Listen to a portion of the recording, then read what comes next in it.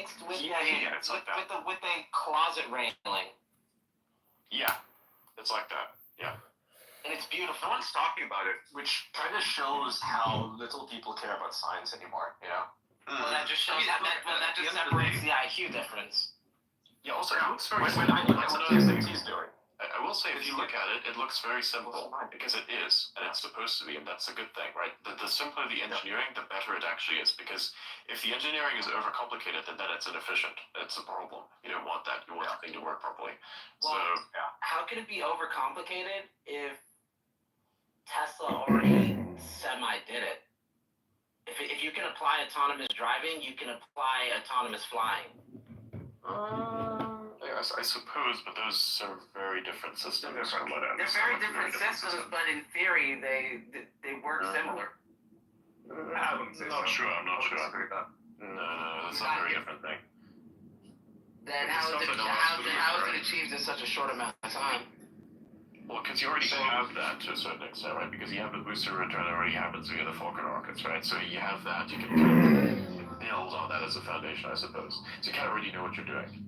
It's positioning the rocket right, maneuvering it properly, and eventually catching it. Yeah, because it has to stay straight. It has to come down with the proper speed so it doesn't fly apart. Then you need to get it to slow down, make sure that enough of the propeller remains. Then position it correctly so that it can actually just sit there, because you're just balancing this tiny little this thing. It's not really tiny. You're balancing this thing. It's insane. It's tiny in comparison to and it's a different problem in that where you have the boosters that come down, they have these feet, right? But when it comes to the legs, they have these legs, they have 4 legs, and this thing is different because it doesn't have any legs at all. It just has the big ass engines at the bottom, 33 of them, and just sits on this horse stopper looking things. It's crazy. I don't know what the thing is actually called. Maybe somebody can tell me what the terminology of it is, so I can actually use the proper terminology. Yes. Exactly. 100%. It was cool to me. I don't have no. Or maybe he's just quizzing us. Look up ChatGPT. I don't even know. You called me, but we was talking about motherfucking Jimmy Dad. I just called you a little bit ago. Oh, my phone. I'm trying to figure out what I didn't like. I didn't like that every time we always have this dark side conversation. Y'all want to wait into the middle of a fucking awards and say who the fuck's dark side and who ain't. Y'all ain't had this motherfucking conversation the last fucking couple days. Yeah, but it's the goo and the goo no, and I fuck with woke. That's my baby, but. Bringing up woke in this dark mainstream. No, I'm talking about before that. I'm talking about when Larry was. I think Larry won the first award, and they started saying other shit. And that's when Larry was like, "Hey, I'm the only motherfucker who be opening. Open up these motherfucking rooms and shit like that. You know what I'm saying? They always want to talk about all these. I'm gonna be honest, Drew. I feel like, and I'm gonna just say it. Or whatever. Hi, my penis is circumcised and I feel natural. It's okay. You can. Is this your new account, clown? There's no I was the 2024 Clown House Troll of the Year, the 2023 Clown House Troll of the Year, 2020, 2021, 2022. I'm the troll, the Clown House Troll. Well, it's all good. Oh, well, no. Thank you for pointing out your new account. No, thank you. I just wanted to say my penis feels liberated today because the circumcision left it beautiful, perfectly circumferenced. Is this Scott? Scott? Alcoholic Scott? The Catholic? The intellectual? He goes by a few names. The podcaster? He's just a very sad, lonely person. Stop projecting, Romero. No. If it smells like a lonely person, if it walks like a lonely person, if it talks like a lonely person. The fuck, bro? I just got laid the other day. Doesn't mean you're not lonely. I'm not lonely. I got Clown House. Why are you here then if you're not lonely? I'm just gonna text my girl. Sweet dreams, beautiful. Okay, cool. Hope you had a nice party. I'm lonely. Romero knows the truth. I do. I've had my finger on the pulse when it comes to you forever. Really? Is Yeah, this the same from the guy that first Scott? conversation I ever had with you, I was like, wow, this is such a sad person. Really? Come on. Yeah, I see you as a sad, broken person. Holy shit! Why? How am I broken and how am I sad? Because you're here begging for my attention and other people's attention. Because if you just talk normally, maybe people wouldn't give you the attention you want. Really? You have to put on this performance, Mm. and it's just sad. Mm. Like, I never find it funny. I'm always just like, fuck. Annoying at best, tragic at worst. I'll agree with you on the annoying part for sure, without a doubt. But what is that? That's a cry for attention, right? And the fact that you came in here looking for me, Looking for you? Ooh, red flag, red flag, red flag, red flag. No one's looking for you. I think you've had a crush on me for a while. A crush? Yeah. This is becoming gay. I don't know if it's your sexual orientation, but I think My sexual orientation is self-centered, narcissistic, debased. Uh-huh. Oh wait, my friend in Beverly Hills is calling me about the new franchise I'm opening in your neighborhood. Cool. What is it? Little Caesars. Yeah, sounds about right. Do you like pizza? Good pizza, the way I like good people. What kind of pizza do you like? That's private information, bro. What about the people? Good people. People that are reasonable. People that I'm not reasonable? aren't starving. I don't think so. Why not?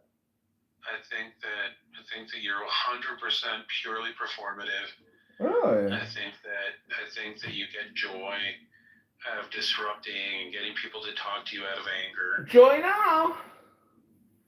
Yeah, I mean that's why I block you most of the times. Mostly? You're just like you're tiresome. Really? Yeah, you're mildly exhausting. Mildly? Interesting. What is mildly exactly? You're like the Taco Bell of comedians. The Taco Bell of comedy? The Taco Bell of comedians, not comedy. What? Oh, you're saying that. Well, what if maybe you could upgrade me to Chipotle? I wouldn't upgrade you to anything. It's not my job to make you better. But people really like Taco Bell. If that's the audience you want, God bless, dude. Oh, you're saying the Taco Bell is an audience now. I'm not going to keep you. I'm sure you have. Great, I'm sure you're going to go back to your enlightening conversation. What is it that you...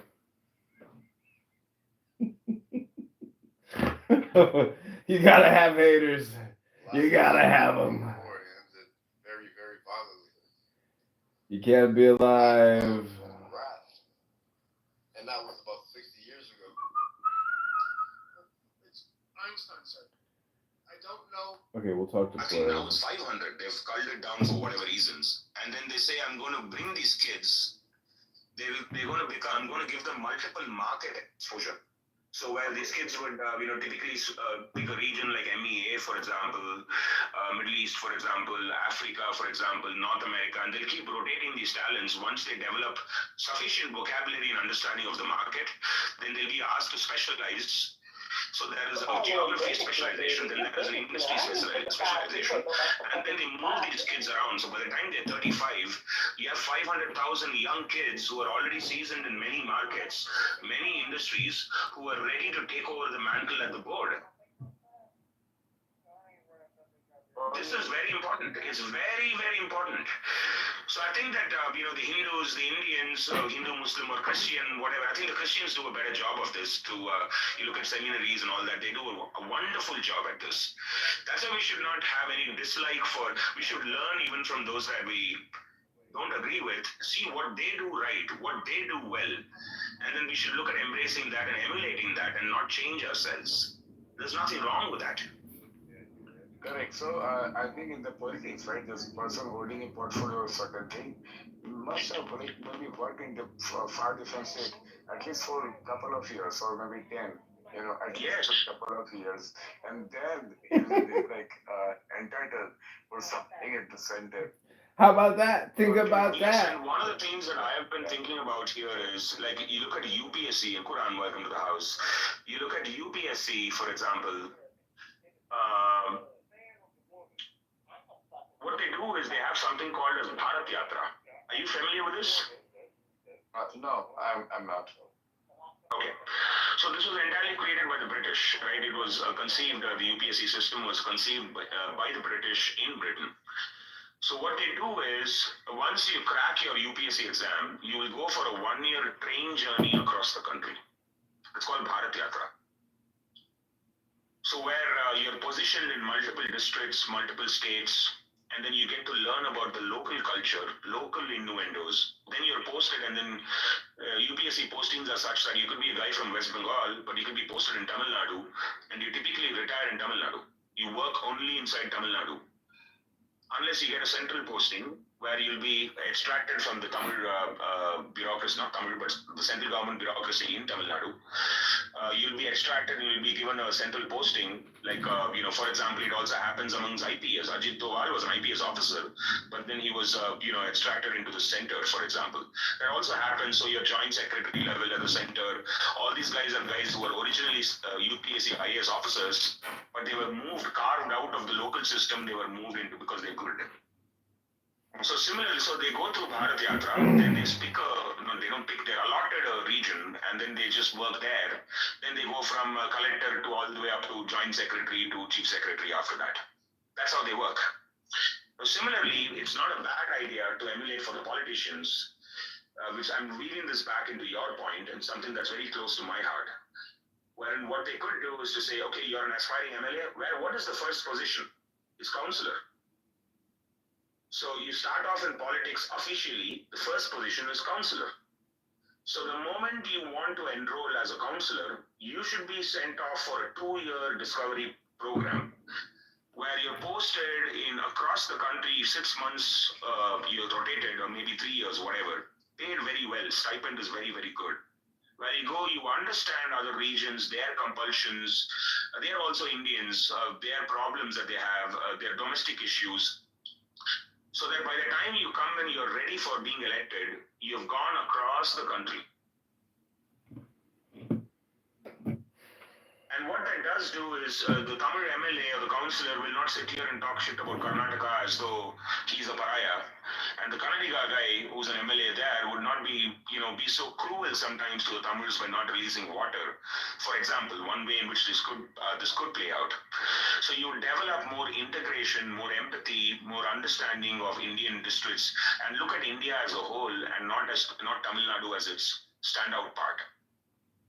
So one of the things that we could do is to, like Deloitte does it, we could say, okay, so every year up to 100,000 people can enroll for this.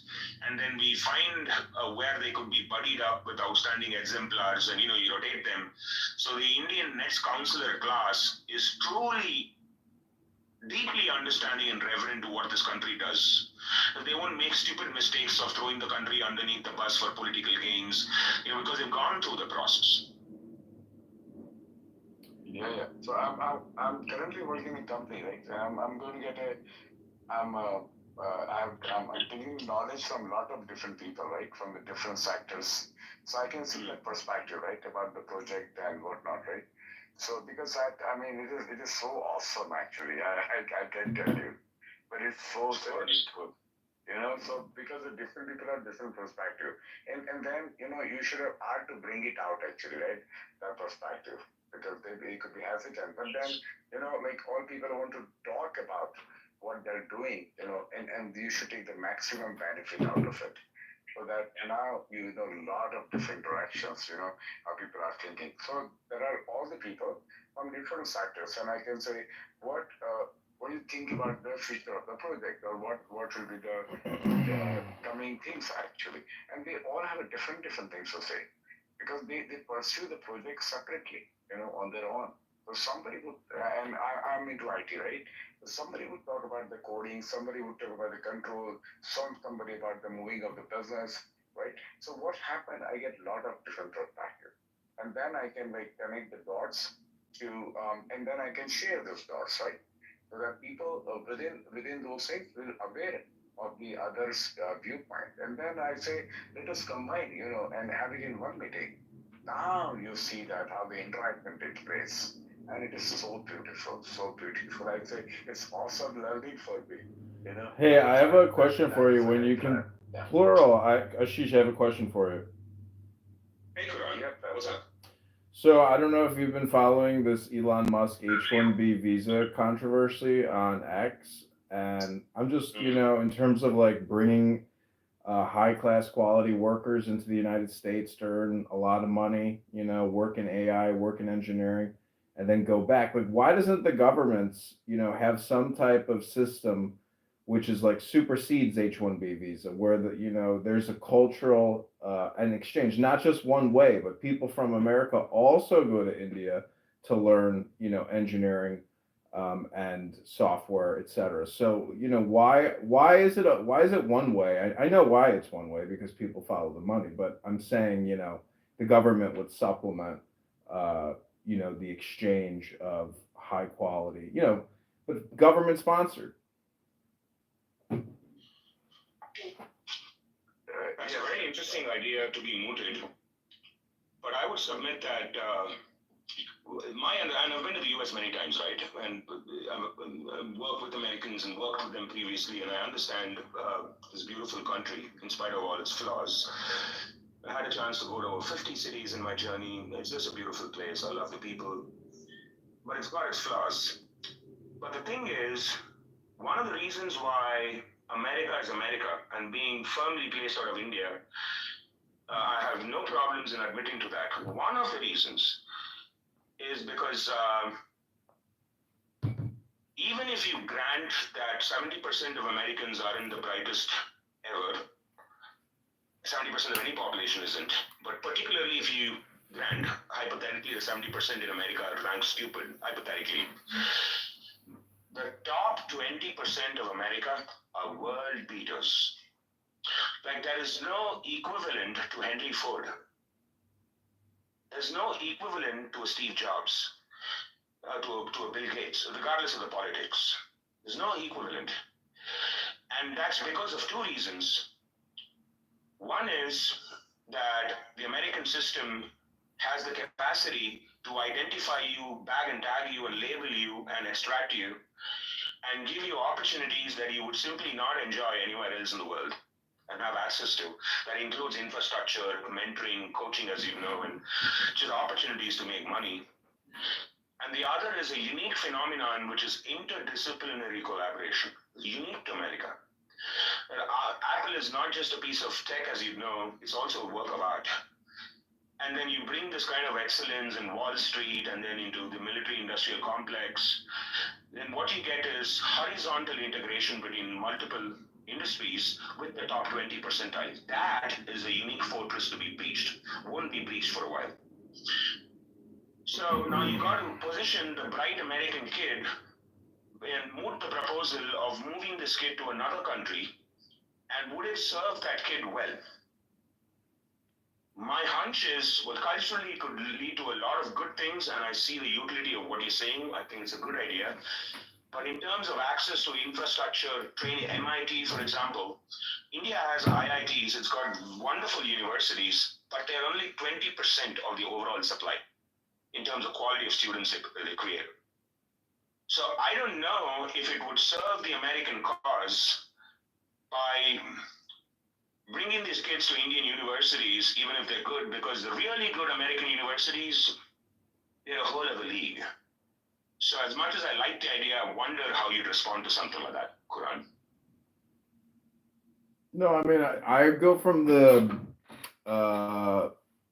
reference point of that there's not a speck of dust out of place in the whole universe, but because India and the United States, our linguistic transfer, it doesn't overlay in China. So there would be huge synergies by doing a sponsored exchange, meaning you focus on the top 10 industries or the top 3 industries. I mean, it's just basically STEM, but geostrategically aligned, I guess, would be IT security, military industrial defense, and energy or software, whatever. So I'm just saying that as an American, if you work at Google, you are working with people in India on Google Video, and doing meetings with people in India. So the one-to-one with India is already happening, but it's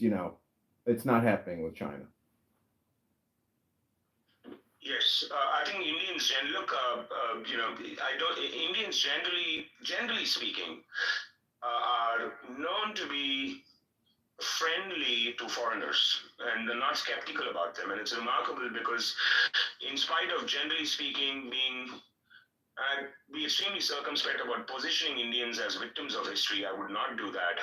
But generally speaking, in spite of being colonized and being violently assaulted upon, the Indians haven't gotten into the habit of looking at foreigners with a degree of skepticism that the world will forgive them for should they indulge it.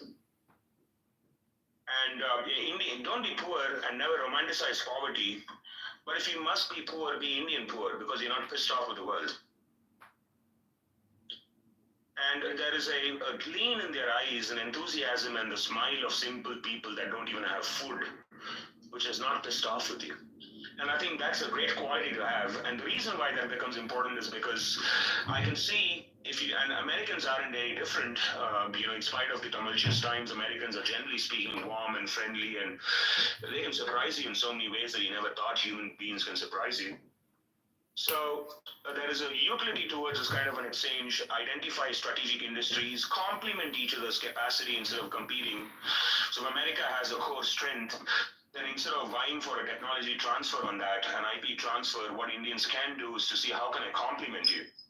And how can we make the United States of America and the Republic of India an integral supply chain, where both would stand diminished without each other, ergo both would be gaining with each other. I think generally speaking, that would be a great idea, and I'd love to learn from you as to what else you have in mind to further embellish that. Yeah, I love the statement that India is the biggest democracy on the planet. Americans are so self-centered, they think that their form of government is actually what it is. It's not what it is. It's not a constitutional republic. So what I'm saying is, in terms of national political philosophy and directives, I can see how with rampant poverty, communism and wealth redistribution would probably be one of the leading Indian political parties. And I don't know what the actual stats are on the political philosophical parties. Is it mostly like Democrat / conservative / communist / libertarian, kind of those 4 systems? Do you know what the political philosophical statistical breakdown is in India? Yes. Yeah. So all the political parties are quintessentially left-leaning, in the sense that you look at the Constitution of India, it's one of the most liberal orders created by humanity from inception. Because there's no point in time where the Indians debated if women need to have voting rights to be franchised, the downtrodden need to be franchised. Those debates, you read the archives of the constitutional debates in India, chaired by Baba Saheb Ambedkar and then a bunch of 7 other people that were co-chairing it along with him. You just look at the archives, no point in time was it even remotely a question. And then India indulged in Fabian socialism for a great period of time until 1991. So that kind of created almost a set of untenable expectations from the government. So much so that any modern Indian political party, in order to have a serious future, will have to indulge in this act of, more handouts and laptops and electricity and whatnot. So so to that extent, they're left. However, what is touted to be the right wing in India is also left wing. It's incorrectly positioned by the global media and the Indian elites as being right wing. They're also left wing because Modi's India has done one of the maximum direct transfer programs in human history. Has given food for the maximum number of people in the country for a continual period post the pandemic. They've still persisted. But at the same time, you will find Modi embracing what you would refer to as, conservative politics in the sense that in the economic cadre, that is, because he's trimmed the tail of the government, overindulgence of the government thanks to socialism was the norm. And he's managed to back the government off in certain cases. Over-regulation, too much of bureaucratic discretionary powers. He seems to have done well in pushing the government back. At the same time, he's not compromised on governance. So one of his bylines would be less government and more governance. That's one of his famous bylines. Actually, it's less government and more governance. So, it's like a wide array of political parties in spectruming, if you will, but all of them, in order to get to power, will have to indulge in what is touted to be lefty economics. But at the same time, they know that running the country, leftist economics don't serve the purpose really well, so they have to open up the market. So it's an extremely complicated political system, and it would take a lot of following to understand who's who and what's what. I hope that addresses, or at least in part, the question. Yeah, I mean, I'm sure you have like political celebrities too that transcend all political ideology, like the Gandhis. I mean, are they like political royalty because of the name? Yes. Indira Gandhi wasn't the daughter of Mahatma Gandhi. So she was not a Gandhi, but Gandhi felt through Nehru that if you assume my last name, she was the daughter of Jawaharlal Nehru. So Indira Gandhi was actually Indira Nehru, then Indira Kranti after she got married. But then Mahatma Gandhi said that you can use my last name because politically it will benefit you. And so Indira became a Gandhi.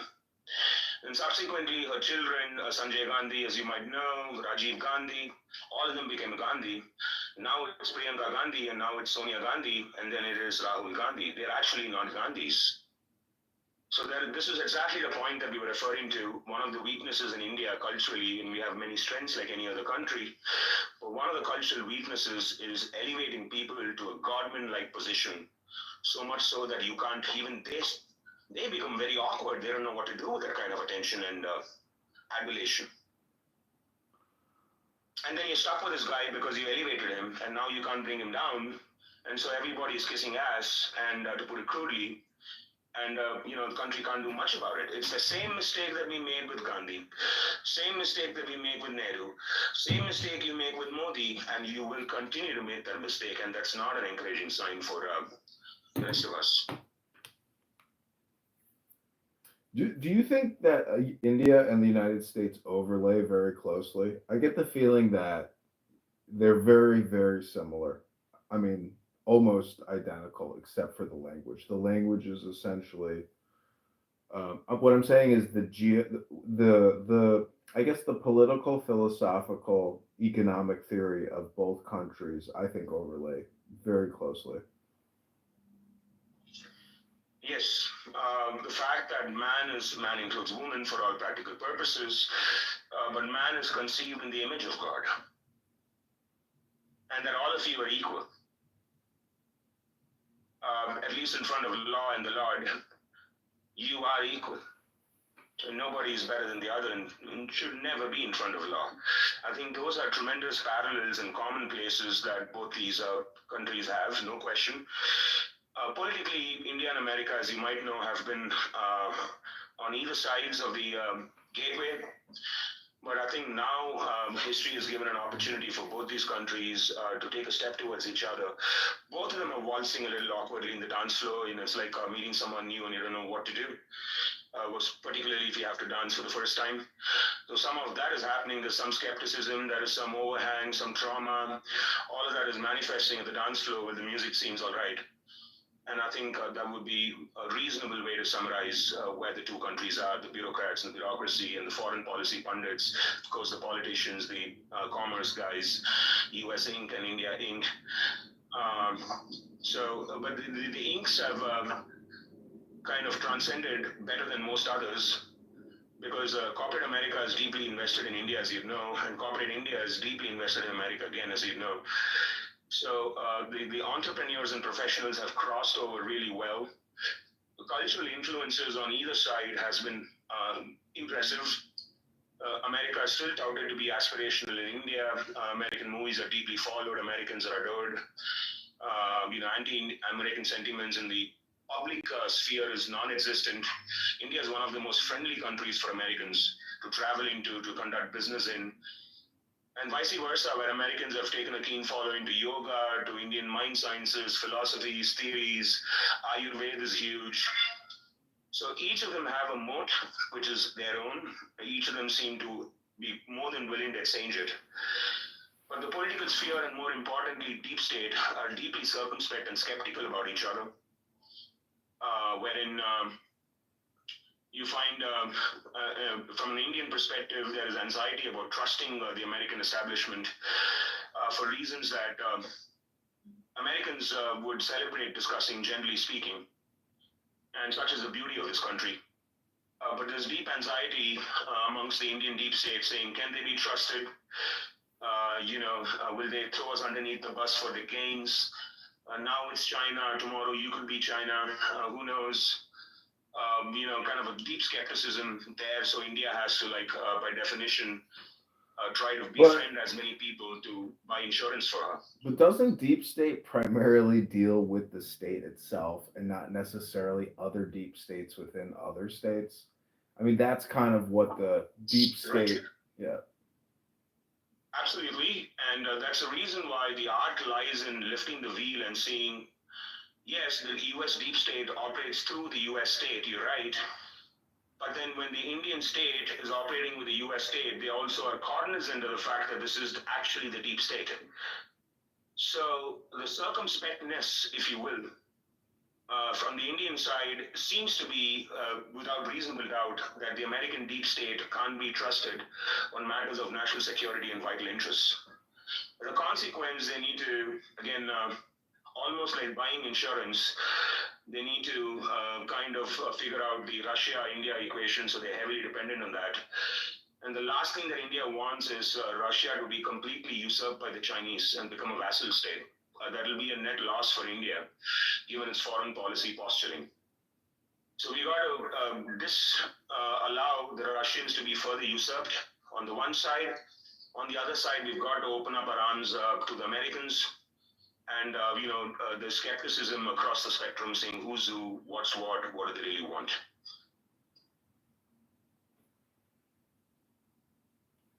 Yeah, you guys are really great analysis. Yeah, I don't know. I mean, is lifting more Indians out of poverty, like see in America, it's my belief, that we're misdirecting all of our money. It should all be going internally. If we're gonna waste it, we might as well waste it on ourselves, but we don't do that. So, all the State Department money, the hundreds of billions, the trillions, just flowing overseas in arms shipments, in loans. When they say they announced a $50 billion aid package to Ukraine, they take $50 billion out of the U.S. arsenal. So they send over 600 tanks, 600 APCs, 5,000 Stinger missiles. That's how they don't. It's not dollars they're sending them. They're sending them, the equivalency in weapons, and a lot of those weapons, when they get there, will be sold. There's a lot of corrupt people in militaries, that are already getting paid by the U.S. government. All the pensions, all the salaries are being paid by U.S. loans, which will be forgiven, and they're already forgiving those loans. I'm just saying that, we have that first world problem, but when you look at the numbers in India and you see the hundreds of millions living in poverty, below the poverty line, whatever, I guess standard, it's arbitrary, but You know, you see these videos of people on YouTube going up to people dying in the streets, giving them a bath, cutting their hair, giving them a new outfit. You know, it's YouTubers. Yes. It's YouTubers that are using Google money to help clean up the destitute. You know, and there's a lot of destitute in this country too. Don't get me wrong; they're everywhere. They're on the trains. They're everywhere. You know, there's just, and I live in Chicago. Thousands of people are sleeping in the streets tonight. You know, and they're gonna still be there when the snow comes, and they're gonna die on a bus stop. You know, there's really, the problem is there's no housing. There's nowhere to go. You know, you could go to a shelter, I guess, but maybe they're at capacity. Yes, and that's for a relatively land-abundant country like the U.S., where there's enough real estate, one would imagine, albeit innocently, for people to build a shelter for themselves, or the government to help them in that project. India is relatively a land-scarce place compared to the U.S. U.S. is a blessed place, so many ways, so blessed, so beautiful. India is blessed in her own right, but real estate is not one of our. We're not well endowed in that department, unfortunately. So, on relative terms, it's a large country. Land mass is large, but in relative terms, it's not. So, the thing is, Indians have stopped taking aid from the West for the last 20 years. The government of India, that is. We don't take a single dollar from the West. What we do is we have limited money. We spend it in ways that we think is fair to everyone. We have to find a balance. We've started inviting investments which will create jobs and skills and an honest day's work. So we will not appeal to the philanthropical nature of the West in order to progress. We want to do the hard work, and we want to make the sacrifices, and we think that's dignified for our people. We're not going to hide our poor. We're not communist China.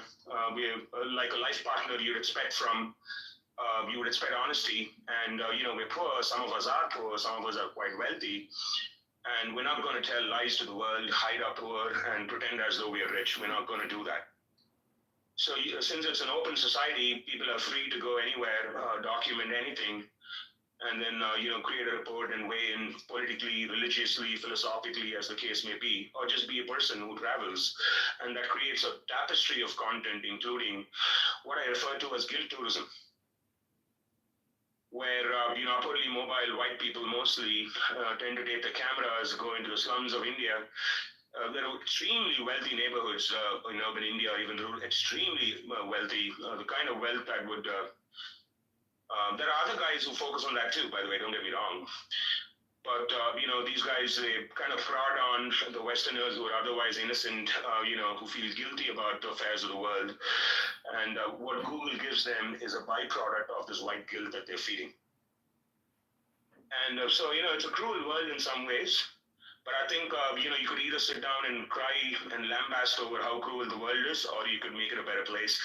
And I'm quite encouraged to share that India did the right thing by choosing the latter, saying that we don't want your aid. What we want is a fair opportunity into the free marketplace, into the world's largest economy, which we think is a fair country. And I think there should be a place for a country like that. Well, I mean. Sorry, before you go, Quran, Vincent, I'm trying to bring you up and extract you. I don't know why. You want to step out and then come back in for a moment? That helps sometimes. Sorry, Vince. Go ahead, Quran. I'll tell you the craziest videos I've ever seen from India, and I know there's a lot of amazing videos on the internet, but this one, to me, I guess at the Ganges, where they're burning bodies, turning them to ashes. When it's not often. I mean, I've never seen videos of cremation in the public. Like that to me was like, it's like something out of a dream, or some weird. It's just so bizarre and hard to fathom. That. I mean, that's life, that's nature. I'm just saying we live in such a hygienic bubble.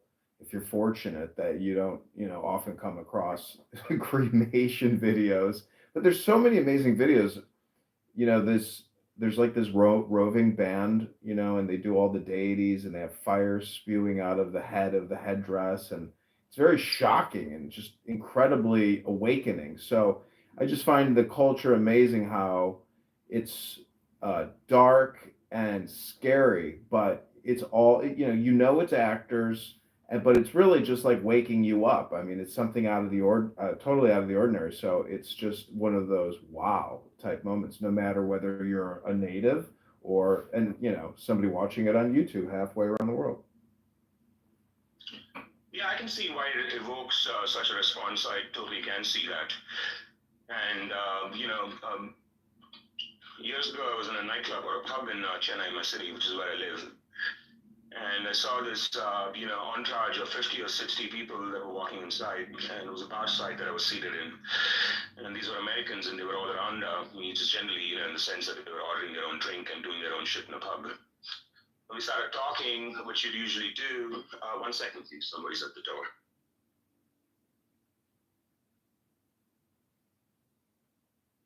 Vincent, can you hear me? Vincent, can you hear me? I don't know. Do you want to say anything, Vincent? Yeah, I mean, I was trying to mention about what you were talking about, that America was spending too much money abroad.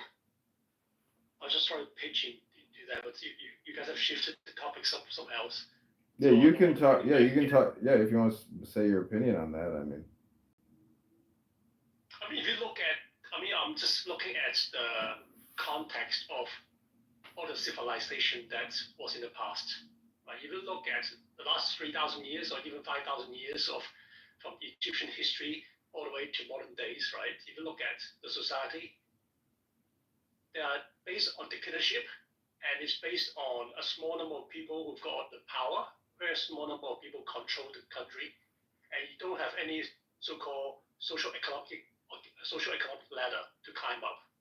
So basically, if you're the royalty, right, if you're the landowner, right, you own all the money, right, you can basically control everything around you. Right? That has been around like that for thousands of years.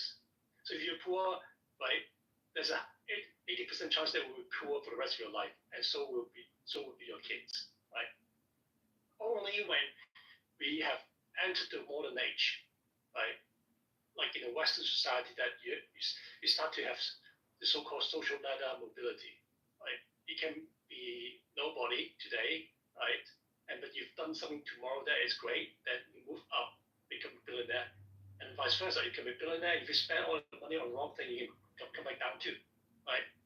So if you look at historically, you have the government that control almost everything, yeah. So it's only when we are approaching, the so-called modern days, when we thought public enterprise, human rights are protected, company rights are protected, and you start to have the shift away from the government, the military, to the local public economy, right?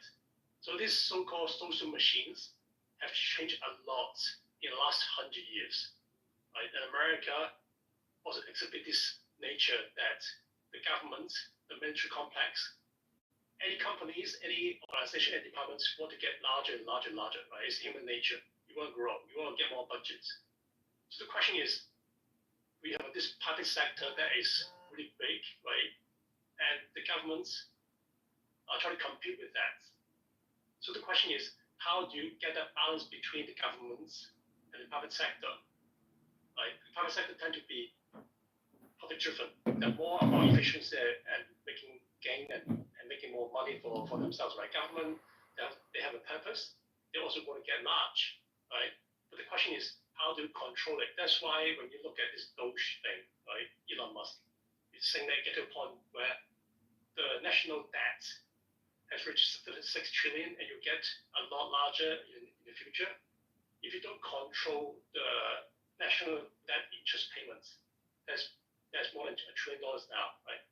So in the past, empires collapse because the government tend to spend too much. They spend too much time on war, fighting, right? And then they become really weak, right? And they collapse, right? If you look at every empire, they tend to have the same tendency. So the question is, the test for America is that can they control the spending of government before it gets out of hand, right? That's the nature of every single nation for every single empire, right? Once you've got absolute power, you've got too much money to waste on the wrong thing, right? And then there starts to be a decline of any empire, right? And this is the turning point for America. Can they reverse this trend? I don't think so. I mean, if you go to us.clock.org If the whole U.S. was to declare bankruptcy and liquidate, every American would still owe $10,000 to the future government, and that would even be their liquidation as well. It's 100,000. 100,000. It's 100,000. Well, yeah. If you go to I'm saying if you look at the assets of the United States and you subtract, anyways, it's the point is how can the U.S. government, if you look at the unfunded liabilities for the pension payments, it's over 200 trillion. The government can only take it. What I'm saying is it is linear. It is not going to change based off of liabilities. I mean, if you look at. But the unfunded liabilities, hey Vincent, good to see you. Just to quickly get a word in, the unfunded liabilities are long term. But what you got to do is to be fair, look at anticipated revenue for the U.S. government for an equal sum of time.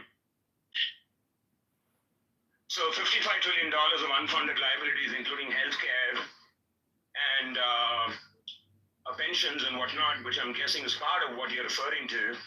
And that's usually over 35, 40 years.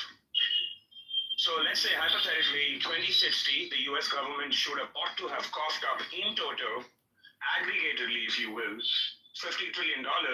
Then we go to the revenue side of the balance sheet in the P&L, and then look at how much is she making, and then shore up the deficit without issuing more bonds and taking on board more debt.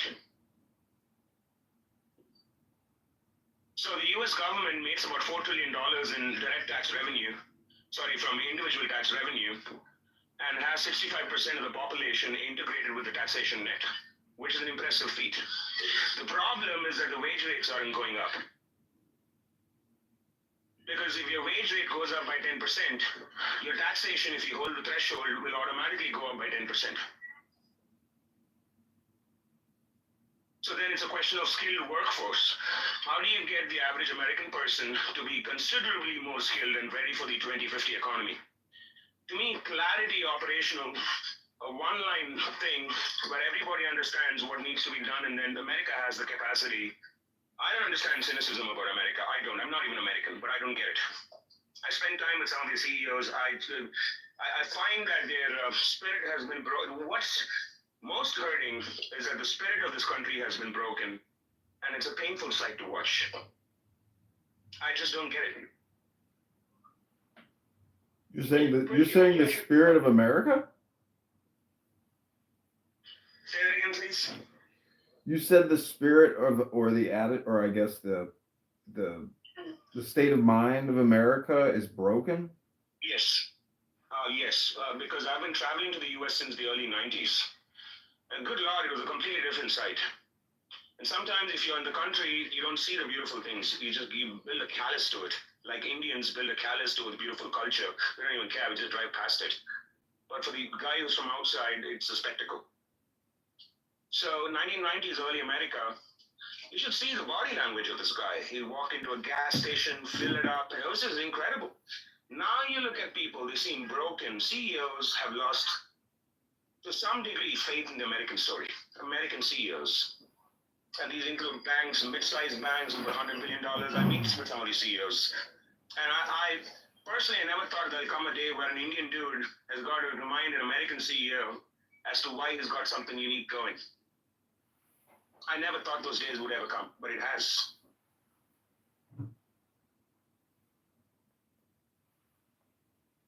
So when you think about the modern finance, when you're in debt, that means you're actually trying to move it across the horizon, that you will pay it back through the future provision of your services to someone else, right? So that's all it is doing, right? So any country is a structure of how you serve each other with a time frame. Yeah, that means if I'm in debt, I'm going to work, provide my personal service to someone else.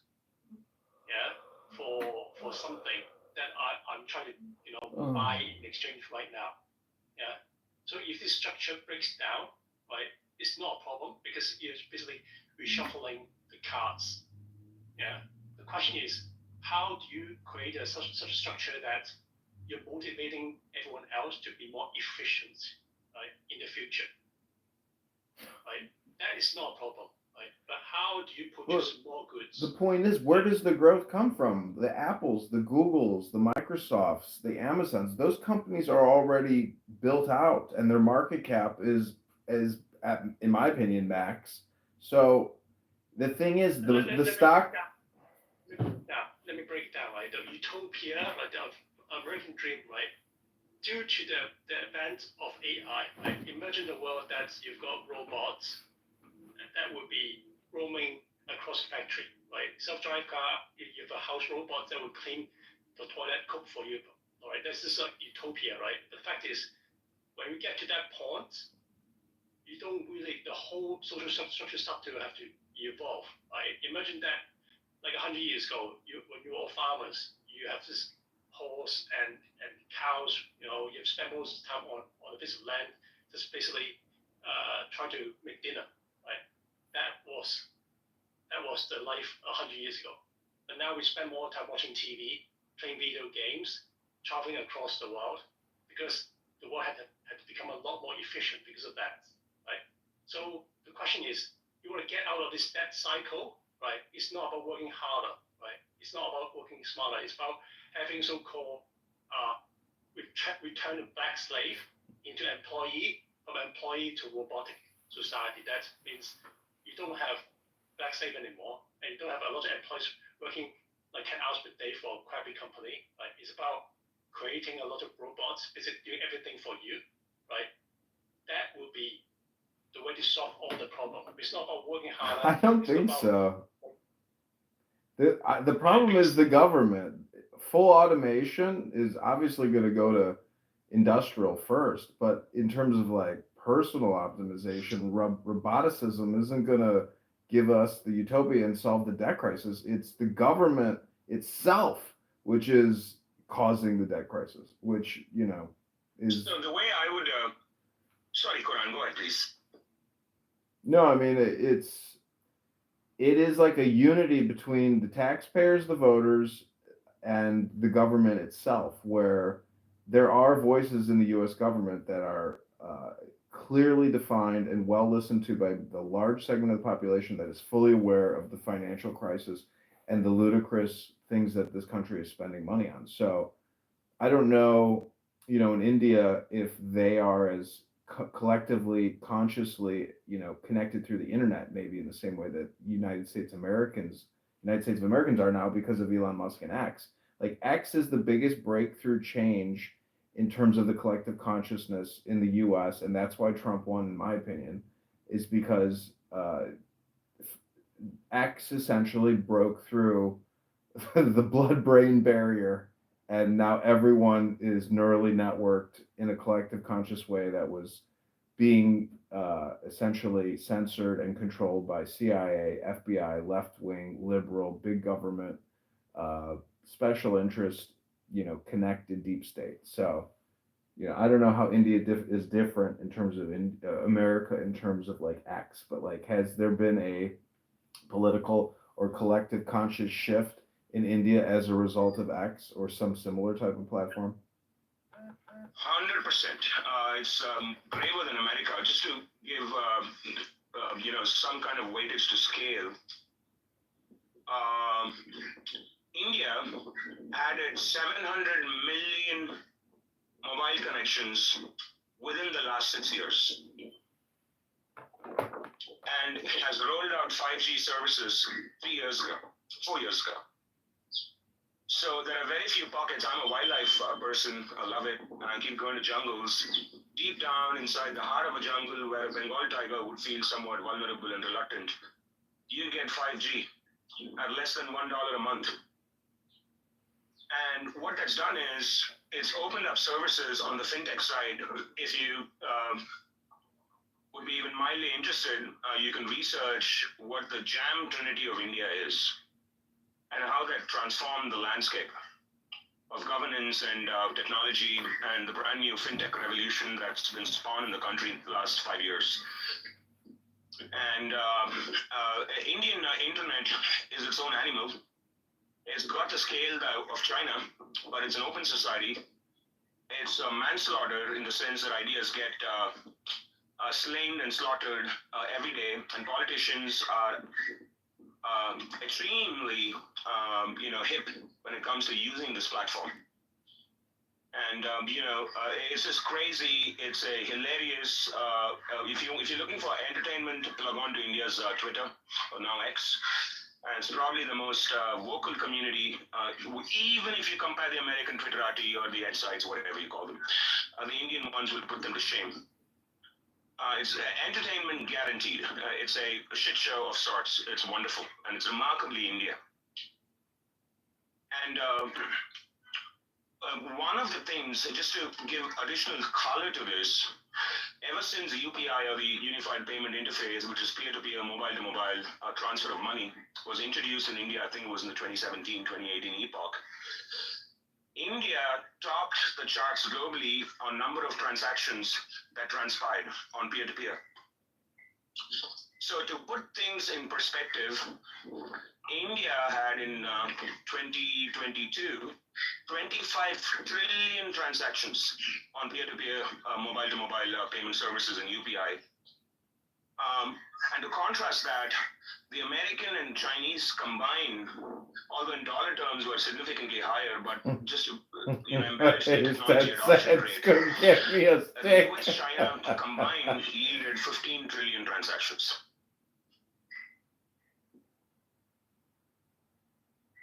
So the scale of India and the capacity of Indian society to adopt the cutting edge, while they're still figuring out their sanitation and streets and roads, which are getting remarkably improved, thanks to important policies that have happened in the Union in the last 10, 15 years, put together, and with a culture of itself, a worldview of itself, it's a kingdom of controversies in the sense that whatever you say about India, always remember the exact opposite would also be true.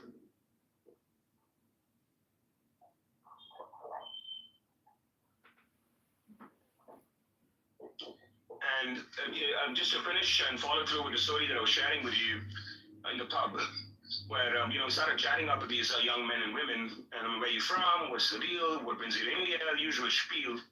So, well, I'm from Harvard, and it's an entire Harvard contingent that spent about 4 months in India. And the Kumbh Mela, which is the world's largest congregation of human beings, 300 million people congregate in one area, once in 12 years.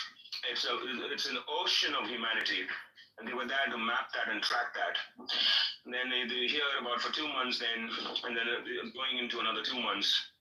So I was like, okay, what's the experience like? He's like, dude, it was so chaotic, and it was so wonderful, but it was chaotic. And I'm like, okay, was it chaotic? Yeah. So do you think that the people spending time in Kumbh Mela, were they feeling chaos or were they feeling bliss? And they were like, interesting. That's the best thing about Americans, right? Open-minded as fuck. And I was like, interesting, because I think they weren't feeling chaos. And I'm like, yeah, the chaos is in your mind. India is not chaotic. You're projecting the chaos. That includes me. When I say you, I mean people. Those guys are blissful. They're happy. They might be broke. They might be queer. They maybe not. Who knows? But they're experiencing bliss in the apparent chaos that you and I are noticing. So our models have become so fashioned by the marketplace, our ways to operate have become so limited that anybody outside that doesn't fit inside that limited framework is automatically deemed to be living in a chaotic environment. That doesn't mean that India doesn't have chaos. Of course it does. But the thresholds of chaos, what's an ideal environment for an Indian is thriving in the gray. They thrive in the gray, moving parts, so many, what if this is true, or this could be true, if that is true, what if that isn't true? It's kind of a 50 shades of gray, reliably so. It's something that they understand very well, and they excel at this. That's one of the reasons, in my conception, why they've done well in technology. It's a deep understanding of the abstractness of the world. And that's manifesting as math. So they could be, this straddling of abstract ideas at the same time with extremely specific mathematical calculations, and bringing them together gives them a cultural niche to play on, and that's the field of technology. Sorry, Vincent, go ahead, please. at some point, right, you to convert that abstract understanding of the world and how we can transform technology into profit for the everyday Joe, right? Otherwise, it's like most empires in the world. The king can be really rich, the royalties are very rich, the landlords can be very rich, but the majority of people are still extremely poor. It's like China, right? They can keep on saying that the second biggest economy in the world, right? But most of the wealth resides within the CCP members or cronies within the system. But the majority of the Chinese people are dirt poor, right? So you can say how big the economy is. If the everyday Joe cannot get a piece of that pie, they can enjoy some decent life, that's not a good empire. That is so true. It is so true. And it's important for people to have a fair opportunity to take a shy at the economic, let's just say opportunity again. And I think that's a challenge, no question. And this is where population and scale can easily bear you down and overwhelm you, no question. And that's one of the reasons why you will see the Indian system time and again invest in its people above everything else. You could look at the broken roads and then ask yourselves the question, are the people better skilled?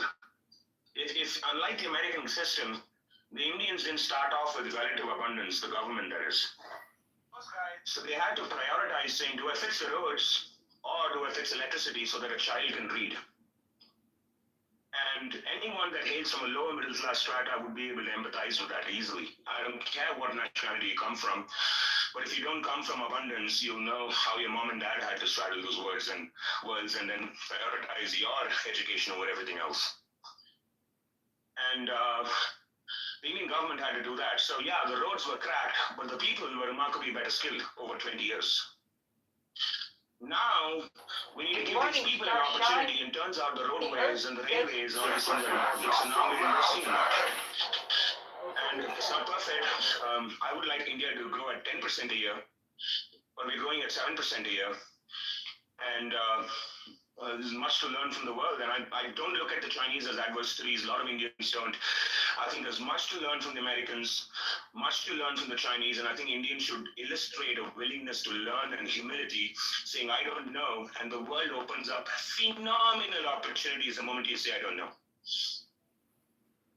I don't think Americans have anything to teach India or China other than play like a contrasting role to their already pre-existing philosophical or psychological philosophies, meaning that like the Upanishads, the Vedas, Bhagavad Gita, the Tao Te Ching, like Zen Buddhism, Chinese Buddhism, Indian Buddhism, Hinduism, essentially the Atman, what I'm saying, well, this is why I said why I think the U.S. and India overlay so closely. And I don't know what Freemasonry is like in India, but I'm sure there's a lot of Masonic lodges in India. Yes.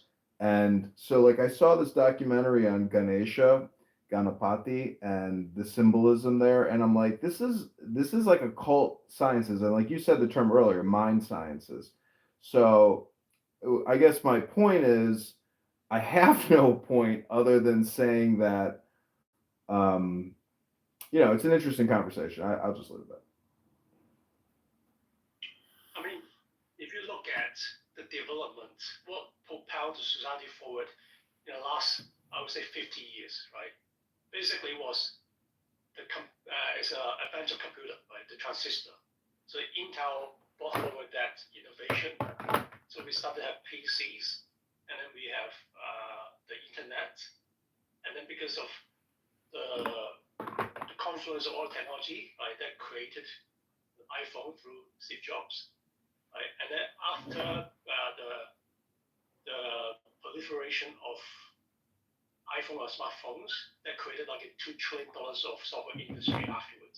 So we've got millions of apps that you cannot go out without a phone these days, right? And that gives you like mobile payment and all these things that comes along with it, like Uber, Google, blah, blah, blah, all these things. all happening at the same time, right? And the internet help with that. But again, right, to create more productivity, right, that's through AI now, right? So now the question is, like 50 years ago, when people told you, oh no, let's make some PC, right? As the countries that make a lot of use of PC, right, like America or somewhere else, they make a lot of money and they created Google, Facebook, Meta, and other like Magnificent Seven, right? They make most of the profit in the world. The question is the next phase. Which is going to make use of technology or especially AI, right, to create the next like seven stocks that can dominate the world. So the question is, how do you make use of AI to propel the society forwards? If you look at SpaceX, right? I mean, if you look at people like Elon Musk, he's not rich because he wants to be rich. He's creating things that based on first principle, right? So he's creating a dream, right? The dream is to create a Starbase, create a society around the launch site, in Boca Chica, right? You need a lot of people like that to give human being a new purpose, right? The purpose is not buy more handbags, not putting on more makeup, not just to get rich. It's to have purpose in life. The thing about having a purpose versus, if you read the Tao Te Ching, it's like a manual on rulership, which essentially extends into economic, prosperity and standards of living and things like that. So, Howard Hughes was the first billionaire in America responsible for basically the military-industrial complex, all the jets and planes from World War II. He got billions in contracts, failed at everything because his father or his uncle patented a diamond drill bit, and they figured out how to get really deep in drilling with their drill bit patented technology. So Elon, in many ways, like you said, he's giving purpose, but the criticism is going to Mars going to solve our debt crisis? No, it's not. It's not going to provide new housing and lower housing costs. It's not gonna. My point is, the criticism is it's easy to get wrapped up in the hypnosis of a dream about interplanetary, civilization, where he thinks that we have to protect consciousness on Mars. Like, you know what? I'd rather go help those 100 homeless people sleeping on the train tonight. But the sideshow of so-called Mars exploration, right? He cannot fund it without some profit, right? And he did it through Starlink. So Starlink is like a monopoly on internet, space internet, right? And the potential market of that market, right? If please assume that there are 8 billion people in the world, there'll be more. Assuming that they spend between $10 or 2 billion in the world don't have access to the internet because they are in a poor country, right? Assuming that the total addressable market, right, between like 8 to 9 billion people in the next 50 years, imagine that if even they spend only $10, right, to use this internet, space internet, there's minimum $80 billion revenue every single year, right? It could be a lot bigger. Maximum, I would say 800 billion. That's bigger than Apple, right? So because of his dream trying to go to Mars, he created Starlink in the process that everyone will benefit, unless you don't want to use internet from space in the future. If that's the case, my analysis is not correct, but assuming that 2 billion people in the world don't have access to internet and potentially they can use Starlink, like Ukraine is using Starlink for whatever reason, right? So that company itself, any revenue can between 80 billion, right, to 800 billion, right? And that itself is a lot of jobs, can employ a lot of Americans across anywhere in the world. Right. So the sideshow. General Maureen's other analysis is, for my money, bang on, because the success of a moonshot perhaps will have to be the recipient of more generosity in public imagination. Because even if you fail in the moonshot, what happens subsequently, what comes out of it, technologies and possibilities that can further be accelerated and democratized. And that creates things that we never dreamt of.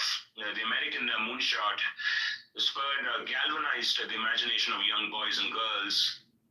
And nothing unifies humanity as much as space or sports. Nothing else unifies us. Those little babies that wouldn't have had a shot when they see this rocket launch into the space, there's something surreal about that moment. It's a moment of potential that is presented to a boy or a girl. And, I wouldn't, I entirely submit that the more and more Americans begin to dream, certainly for humanity, East and Canada, but also for Americans, the more and more you take your moonshots, the more and more do you create opportunities, not just for your people, but also the rest of the world. America is in the business of inventing categories.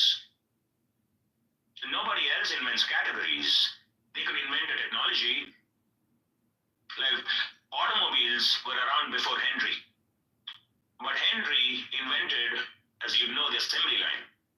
And then cars are a global industry. The internet was invented by the British, not the Americans. But the Americans put it to use, and now it is what it is. Play Store. Millions of people try to build apps and whatnot. But all of that, the entire industry was invented by Steve Jobs. Americans shouldn't forget who Americans are. Sure, you could have some plumbing crises and some housing crises, but you're land abundant. So it's not rocket science for your government to pass a statute saying every person gets to lease a piece of real estate for $99 for 99 years. You won't be able to choose the place, and then we'll give you your land first, we'll figure out how to build a roof on your head. This is not rocket science, it's not unprecedented. You're fundamentally land abundant, you can do it. But the moonshots have to be kept alive. That's your story. Yeah, but don't Are you dreamers? Don't stop dreaming, please. But don't you just see the metaphor in, occult sciences, rockets, moons? That's what I'm saying. If you know meditation, you don't need to go to Mars. You can just read the astrology report.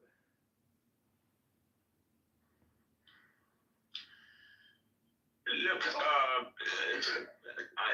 sorry, Vincent, go ahead, please. It's what you call, explanation bias, right? The reason why there's America, right? Because a dude called Christopher Columbus, who tried to somehow search for Asia of money, so he went over, by borrowing some money from the Queen of Spain, and just moved over. It's like, oh, there's a piece of land. It's called America, right? You don't know why you're going there, but let's find out. It's human bias to do that, right? That's why we all move around the world, right? And as human, right, that's who we are, right? We are curious. It's like monkey walking around. They're trying to explore their surrounding. It's built into your genetic, your DNA, right? Otherwise, you'd be stuck in the ground in the middle of nowhere, right? All these animals living on the ground. Usually be just not enough. So once we discover that, by the way, Earth is not thousands of planets. There's a sun. Oh my God, there's a universe. Yeah. So what if we have the ability to see beyond Earth, explore other areas? Right. The universe is humongously enormous. Right. It's even bigger than our imagination. Right. And we are living on these tiny dots. I know, but you're not going to be able to get off this spaceship with other spaceships. This is a huge spaceship we're on. It's alive. It's basically human imagination. It inspires you to explore sciences. Think about what the sun is, why we have fusion technology, because we actually look at the sun's like, wow, where does it get the power from? It's fusion of hydrogen, right? And this imagination, right, this exploration, not just the exploration of the land, exploration of the mind. I get it, but that's what India has perfected, and what the Chinese have perfected through the Upanishads, through the Tao Te Ching. The mind is already perfected, and listen, I'm not disagreeing with you. I'm just saying that for, sake of argument, that in my opinion, America needs to learn the philosophy and psychology of India and China and stop the doing aspect. In terms of misallocation of taxpayer dollars. Well, Right. Sorry to interrupt you guys. Guys, I'm gonna have to go out now, but good to see you guys. Quran, good to see you, Vincent, Xantrix on the other side. Cheers. And cheers, bye. So if you look at the Manhattan Project, right? It probably wasn't a good idea, but they did it anyway. So that kind of brought America up a level of when it comes to the technology and the military powers, right? And they defeated Japan with 2 nuclear bombs easily, right? That gave America lots of leeway in shaping international politics, right? Because they had the upper hand for a really long time. Yeah, and that kind of drove an American economy, right? After the Second World War, right? The industrial base was built in America, right? And obviously, America gave it up to China, right? I don't know why the American think tank thought that was a good idea, right? That was stupid of them, right? So the industrial base shifted from America to China, right? It could be due to the love for money, right? They want to drive up the profit, right, for the elite. Again, I tried to explain before, right? Every single empire, right? Only the top 10% or even fewer the top 10% will get most of the gains. And that behavior, that pattern is repeating itself in America. The think tank is about driving up profit, right? In order to do that, they shift what you call the American employee, right? And basically transfer, right, that back into, what you call, why we had slaves, right? In the last 2,000 years, everywhere had slaves. Every single Coming in the driveway. what is so slave? And the slave control society. And the new word, right, slave, the new word for slave is called low-cost employee, right? And the think tank of America thought that, the cost of labor could only go up in America. The only way to exploit, still maximize profitability for a company, right, is to exploit other country for their cheap labor, right? The new form of black slavery. But other people, dictators, wouldn't mind doing that. Let them handle that shit, right? So America think that moved the industrial base from America, right, shifted to China, and China is taking has been taking advantage of that. Right? But obviously, only the top dictators in China get most of the benefits, and most of the cheap labor still are poor. Right? But there are no choice. So there's a new form of black labor in China. That's how it works. The dictatorship systems, that somehow, some part of it still retains in the logic model. It has not really changed. It's moving from one place to the other.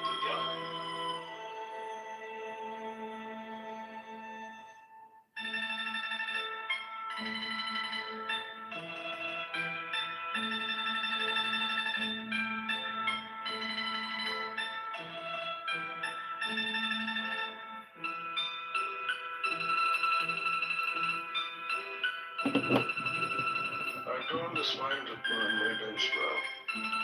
But you didn't listen. I told her this is a surrogate model, the surrogate mother concept. The surrogate has been abused. So all the wealth doesn't depart, it's within the bottle, it's going out of the bottle. But he calls it development. You said that the passage, I think it's a Matthew that quoted from you. Oh, I didn't say that. Is Elon still live? Let's see.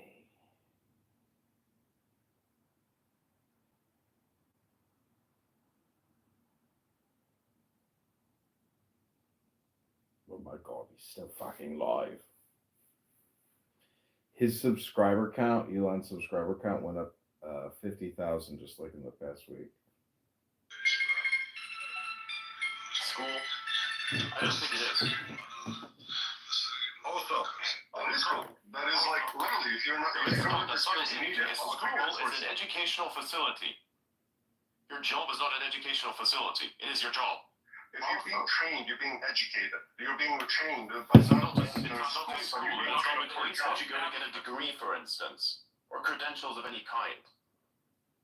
Also, That's not how that works. Hold on. First of all, let's think. Hold on. Before we continue, can we establish what we agree on? Because now I'm confused. Okay. So firstly, before we get to that, do you think Elon would have snapped the way he was?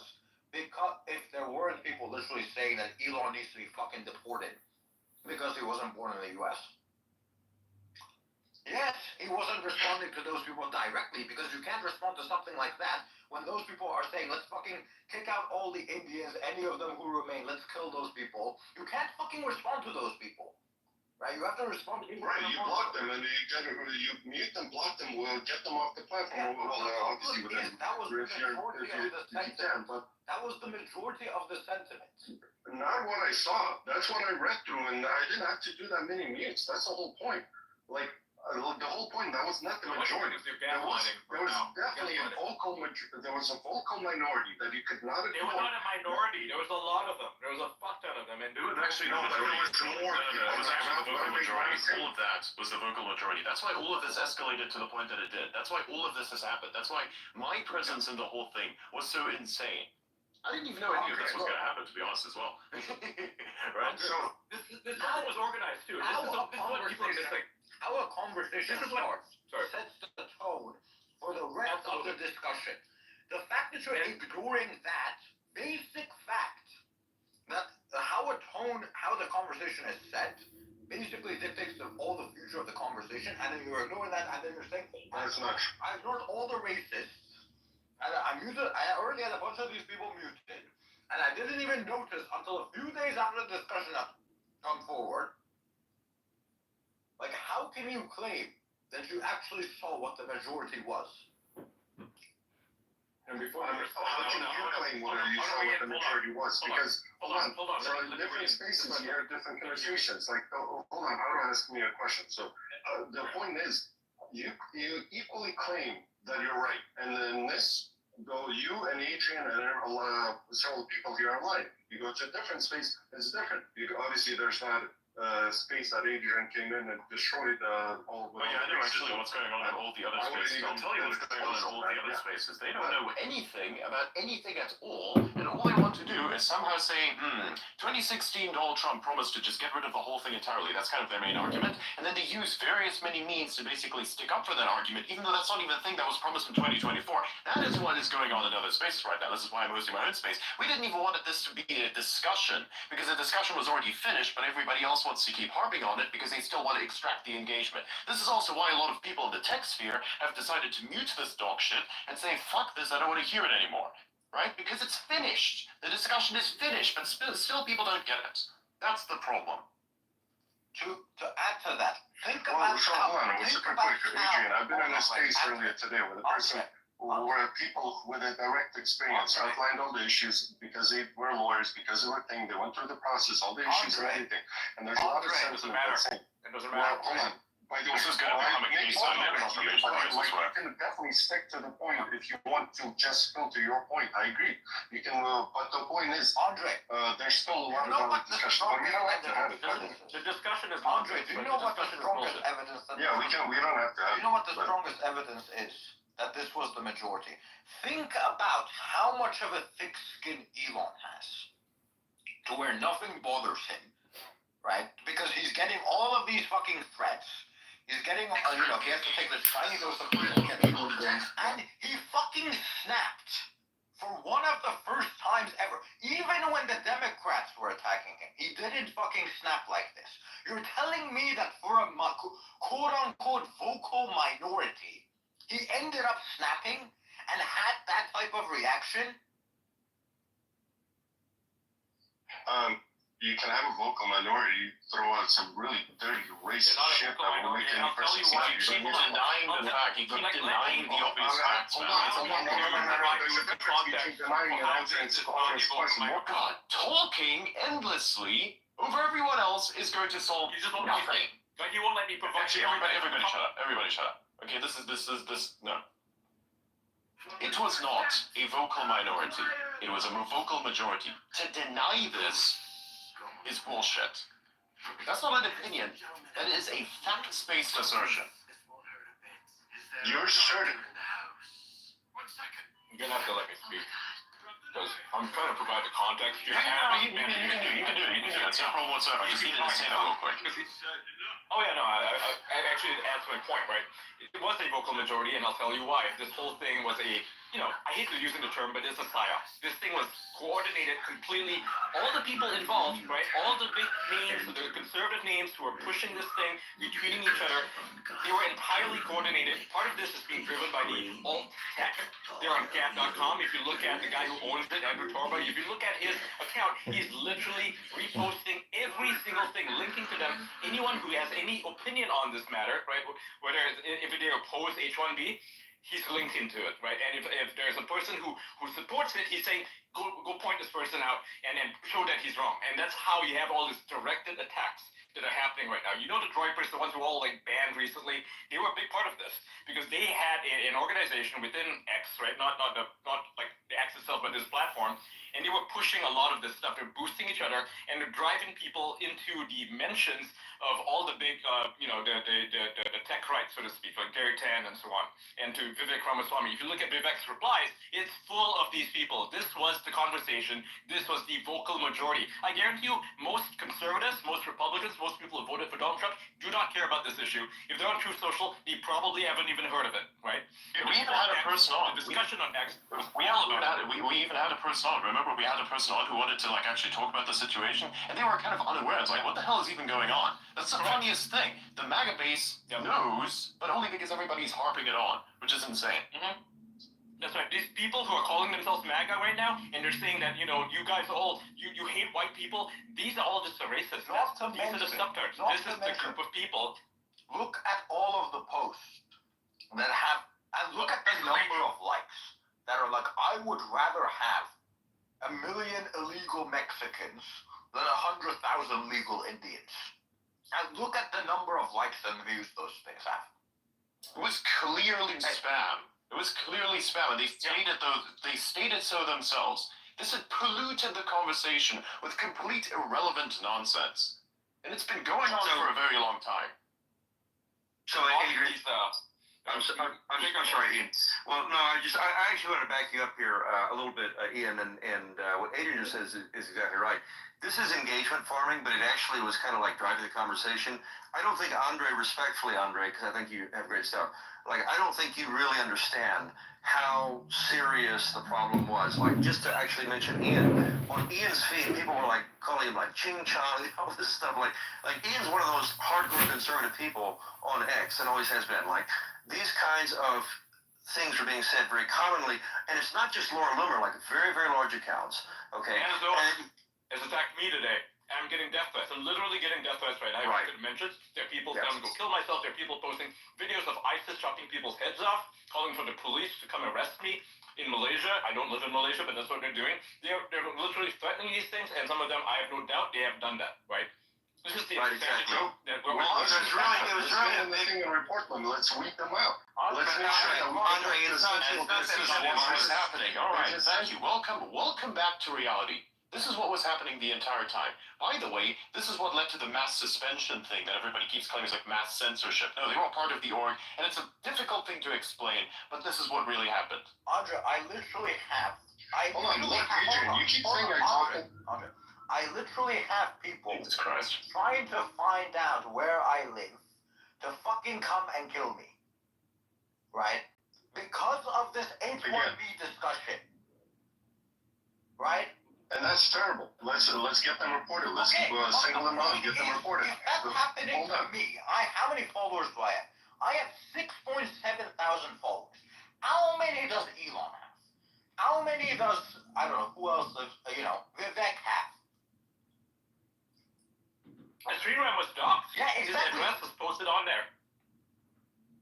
Seriously, I mean, this stuff is happening right now. Claim that bigger heads that are pushing you're seeing a forest burning down, and you're farming a fucking tree and saying, I'm ignoring the forest burning down because I'm focused on this tree.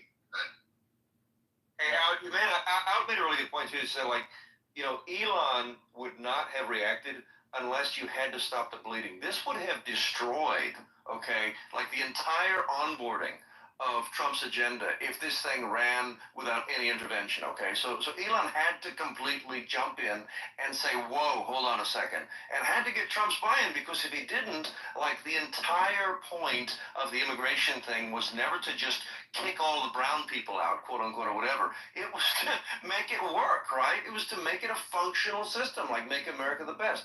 So this was like almost like a psyop. I don't know that I totally agree with that, but it was kind of like a psyop.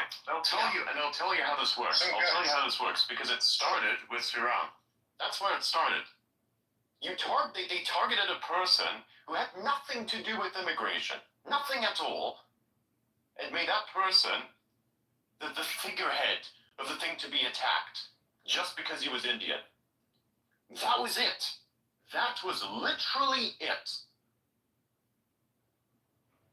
And you know what's worse? After Trump issued his basically declaration supporting the H-1B, they denied it.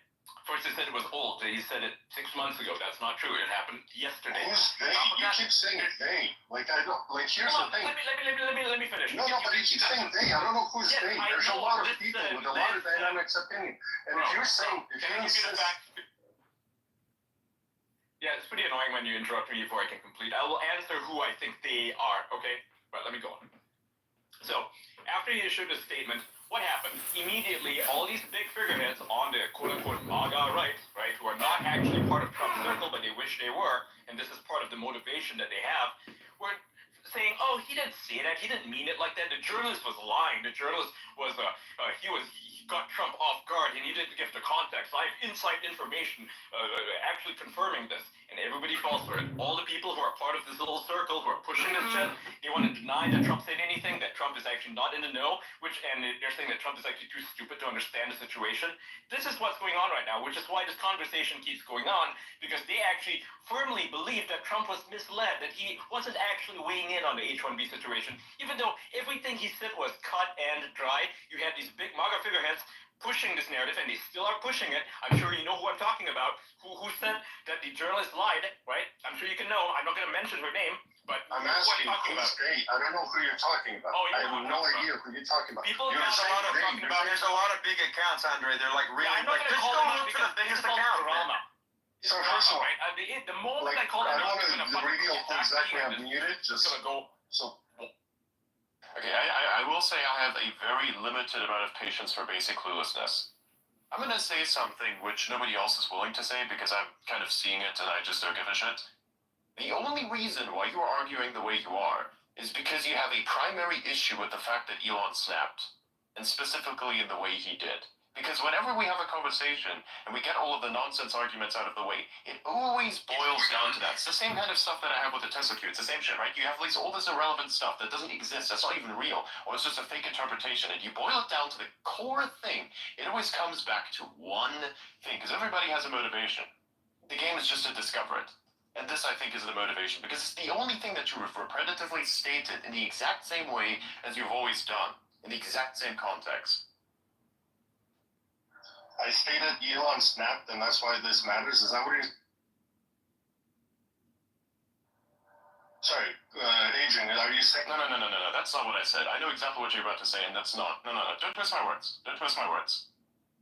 Don't twist my words at all. You have a problem with this. You have a fight in the game. What the fuck is this? Who's called... No. Hang on a second.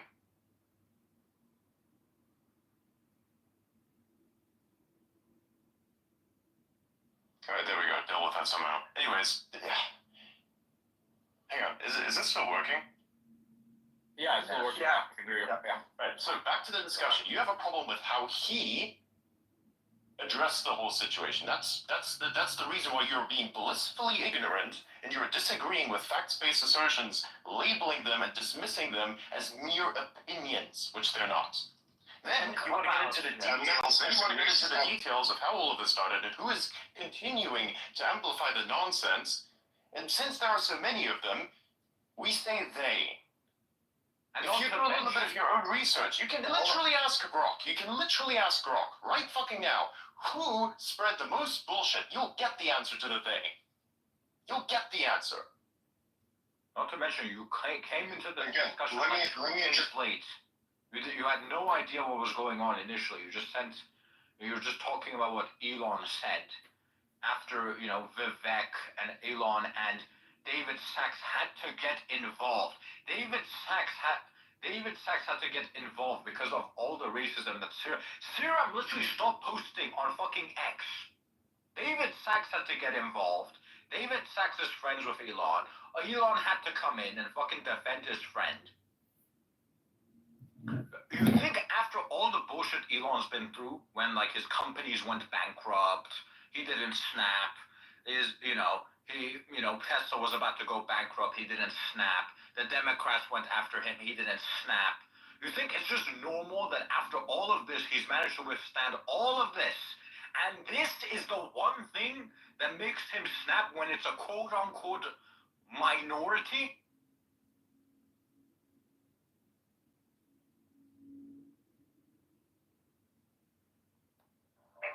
guys, you literally just mute me nonstop. You talk a lot, you interrupt, and so forth. I've talked You very little. literally go on and on with irrelevant stuff that means absolutely objectively nothing. And when we give something out, when we put something out there to somehow answer these assertions that you have, somehow have a discussion, you just deny them. That's basically your opinion. It's basically your opinion. No, it's not. Right now, Again, what you can do look, is you can definitely mute me into winning this argument. You can You're definitely do so that. obsessed with I being would muted imagine that you would be cannot interested speak. in having That's your fault, not mine. Yeah, don't complain You about that. literally mute me nonstop. I'm This is the only thing. This is the only thing. Whenever I'm mute, you have the ability to bring forth whatever it is that you want to say, but instead, you're fixated on the fact that you're being muted. When they Because I'm using when they fucking did this shit to me, oh my god, when they did this shit to me in the other space, did I fixate on that? No. Immediately when I could, I started talking, and I started talking about stuff that mattered, not the fact that I was being muted. That's the dumbest fucking thing to do. Of course, you were. We all heard you. You talked about it. You stopped telling us. Okay, I've had enough. This is enough. Look, if you are willing to come to the table with something that has an actual fucking value to the discussion, then we'll have the discussion. Right now what you're doing is completely unproductive. You're just being destructive because you have some sort of image in your head that you want to somehow project out there, and it's wrong. And we told you how it's wrong, and you're just unable to accept it. And you're making it look like as if we are the problem.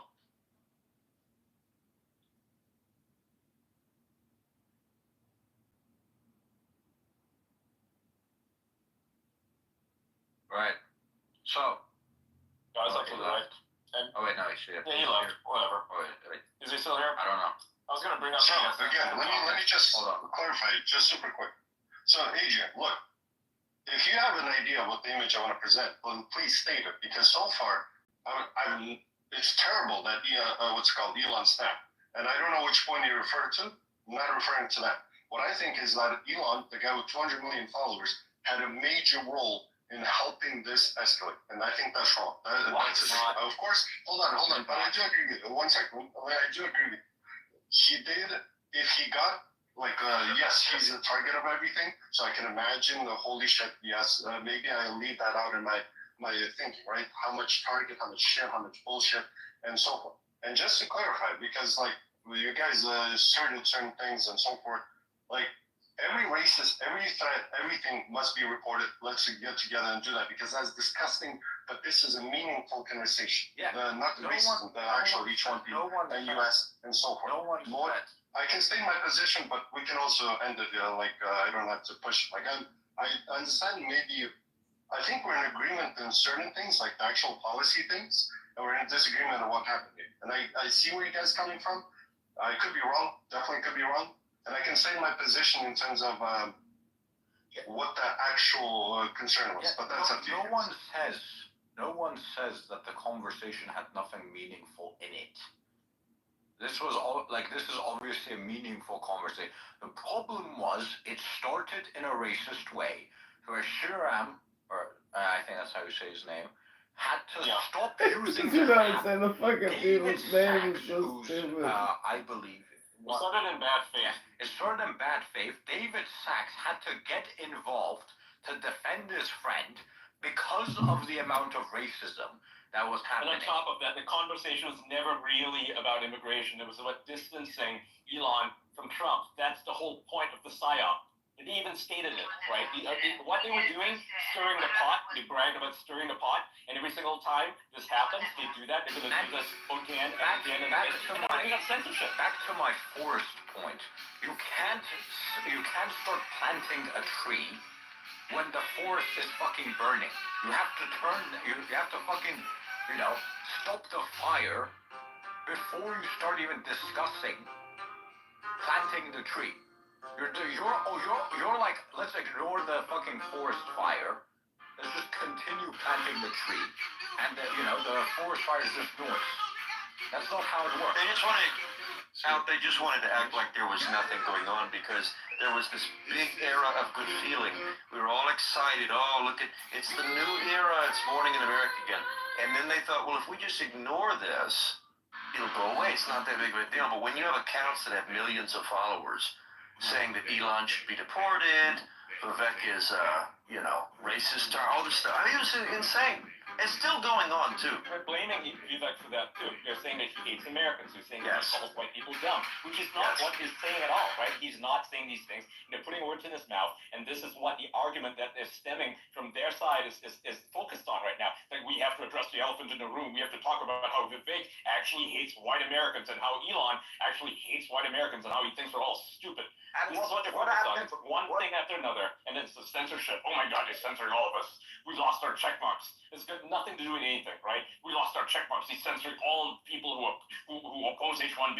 This is completely in bad faith. It's to make Elon look bad. It's to make the platform look bad. And it's all being coordinated, which is why it's being dealt with right now. And we're still getting death threats. We're still getting It's a death distraction. threats. It's a total distraction. And, I even saw somebody say something about J.D. Vance's wife. Okay? Like, I mean, give me a break. It's like, That shit was fucking unbelievable, man. crazy. I mean, so the fact that this, like, okay, X is a free platform. I think everybody understands when you buy into this platform, this is a free platform. You can say freedom of speech, fine. But can you threaten people and dox their address and say they're going to send, terroristic threats? No, you can't. You can't do that. And that's how hard this got, Andre. This got to the level that it was not just a matter of people were saying, oh, you're ugly, I disagree with you, I hate your race, whatever. No. People were actually making threats. Actually making threats. And let's not pretend for a moment that there aren't a whole lot of people out there who would do harm to Elon or the president. All these people who are high-profile individuals right now, they're all under threat anyway.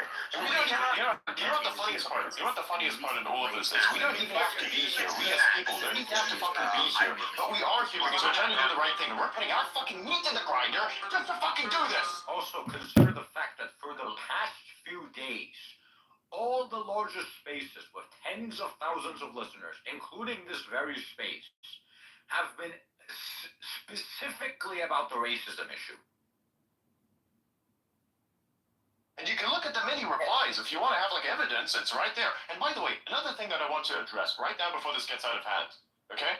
People are going to insinuate, oh my God, these people are already defending the idiot people because they have blah, blah, blah, blah. No. We don't have a preference for any individual. We just recognize that people are being attacked and we want to defend them because guess what? Nobody else is willing to do it because they're too fucking afraid.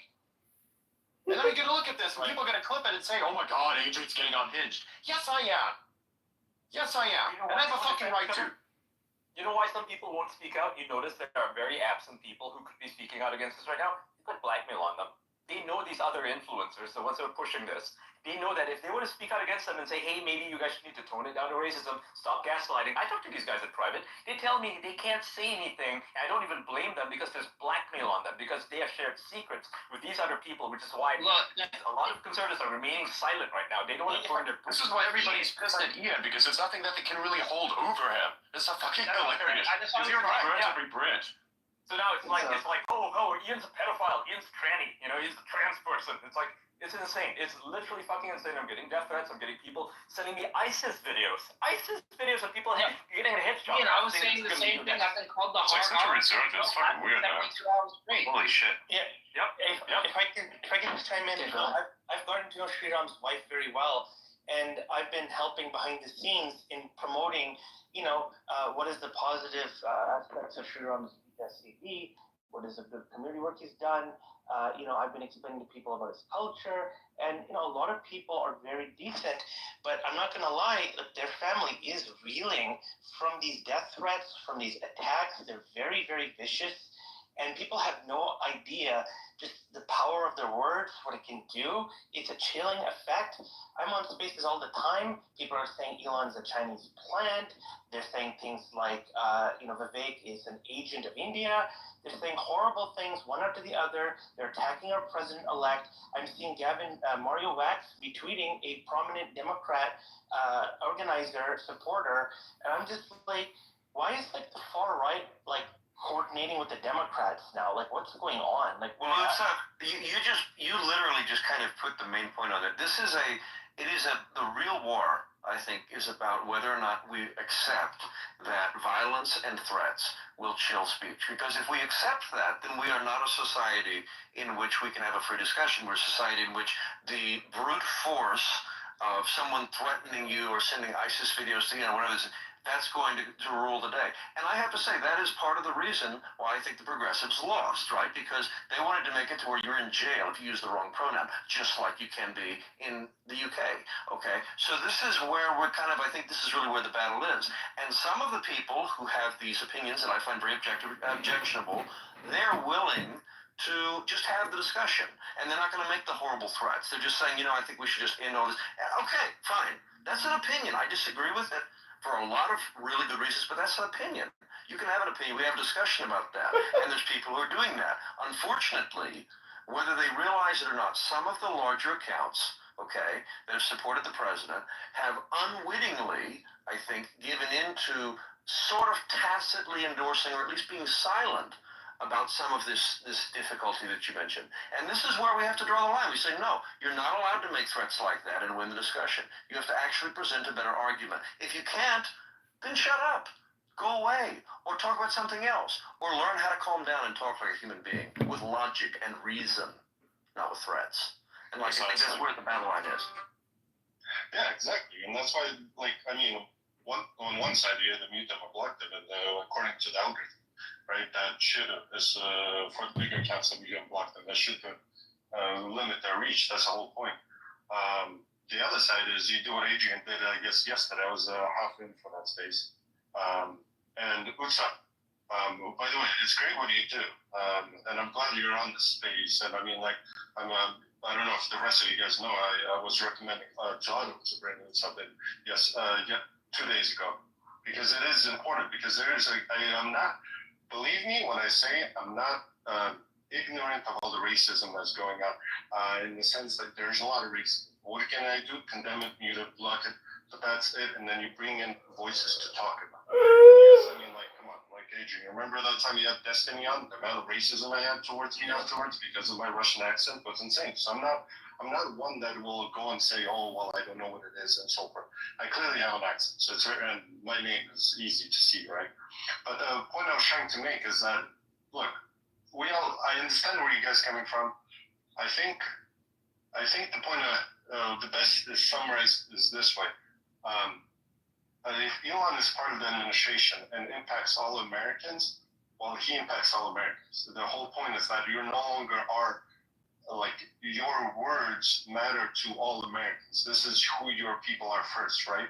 It doesn't matter if you're part of the American government, it's all Americans. It's not personality first. I understand it's personal, the H-1B to him, the same way it is to me, funny enough. I agree with him on many things, but the thing is, it has to be U.S. first, personality second. It has to be objectively U.S. And he let his personality go while he's in that thing. But another thing is, yes, to be fair, maybe maybe I expect and so forth, and that's I'm a bit wrong. We're all humans, right? And like you guys said, I can only imagine how much hate he got. And there was that one tweet, he's like, I just logged into Twitter to have people scream at me. So, to be fair, maybe I'm wrong in that. Well, there's a place for discussion if you have I'm definitely wrong on that side. Maybe I'm wrong on that point. Well, Andre, look, if you want to make the argument that there should be no immigration in the U.S., that everyone who is not Native American should not be here, So all non-Native, actually Native Americans originally from Asia. So I guess that's kind of a problem too. Maybe we leave it for the animals. If you want to make that argument, okay, go right ahead. Because all this ethno-nationalism is not even. Why are you saying this? You heard my. I'm not saying that you're making the argument. What I'm saying is. I thought you said, what if I want to make that argument? No, I'm sorry. That's a language thing. I think no. I'd say, but it's a general. Like if someone wants to make the argument and they don't want to threaten and they don't want to send ISIS videos, that's one thing. There are people out there making the argument. I think it's a really crappy argument. But if they want to make it, fine. X is there for them too. But they should not, complain when they get shut down, like by people who have a much better argument, because their argument is fundamentally flawed. But if you start making threats, you cross a line. And that is part of why X had to step in and say, hey, if you're yelling fire in a crowded theater, which happens to be much stronger than that, actually, because it's targeted at specific individuals, okay, who are already threatened targets, then you have to shut that down. It shouldn't be that complicated. And yes, we have to stop the bleeding, or else this is going to derail so much of what everyone voted for when they voted for Donald Trump. I mean, this is really a fairly small thing when you think about everyone's concerned about the bigger immigration issue. Why are we getting so hung up in these little tiny... That is where I think Ian has a point. Is it a psyop? I don't know. I don't know that I believe in that. I don't know that I believe in those kind of conspiracies, but it is a reasonable point. To your point, by the way, that was like one of the early tweets. Like, I kid you not, when I came in here and Adrian Otto were telling me about it, I'm like, this is insane. We're arguing about the color of the drapes before we built the house. You can literally find it on my timeline. It's like on the 25th, I believe I made that tweet. You know what the next psyop is? The next psyop is about censorship. Those guys those growers, they're going to, right now, the movement is trying to push this idea that Elon has been bought.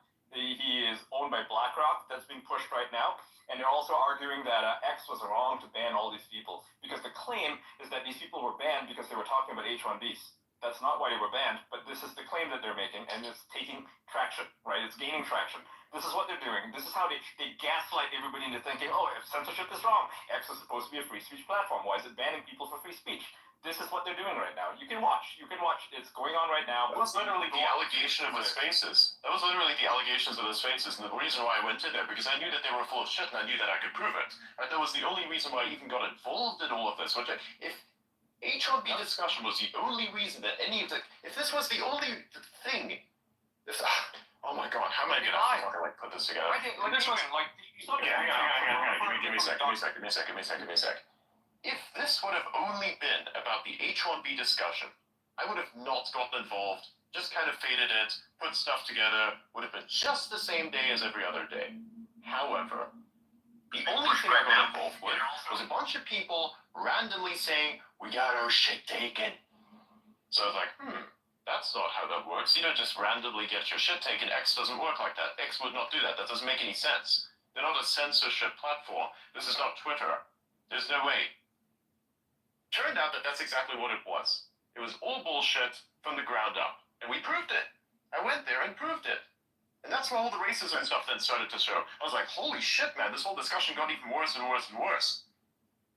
Yeah, I remember that. And I left this space because I'm like, oh, this is insane. But then we had the space the next day.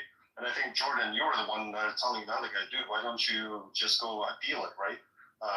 And it was like, I think you're the one who broke the news that all the accounts got unsuspended. Wasn't it you, Jordan?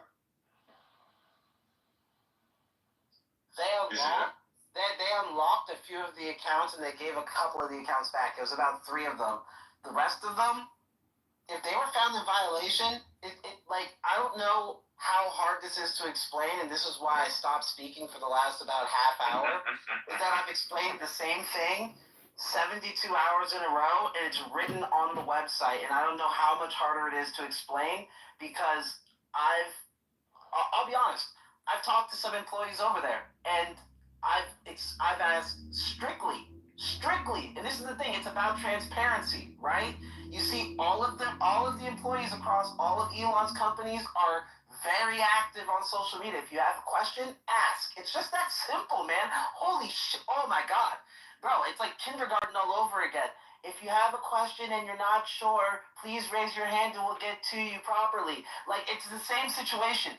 I don't understand how people can't understand that when you sign the verified org, the org is also responsible for you. It's like if you have a manager, your manager is responsible for you. It's just like if you have a lawyer, your lawyer is responsible for you, right? You sign that agreement, right? And if you sign that agreement, you're bound by the terms. Now, if you get X amount of reports, like, mind you, they could have been as racist as they want, and they could have had their whole cult. Hi, Rutu. Yeah. How are you doing?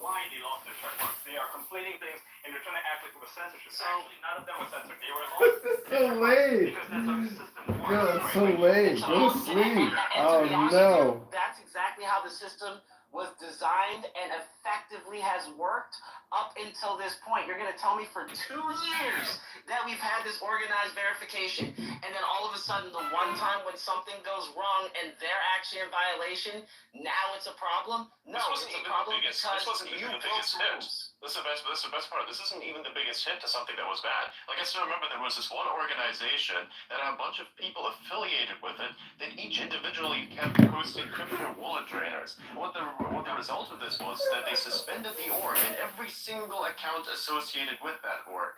It was a massive fucking thing. It was thousands of people. I still remember it.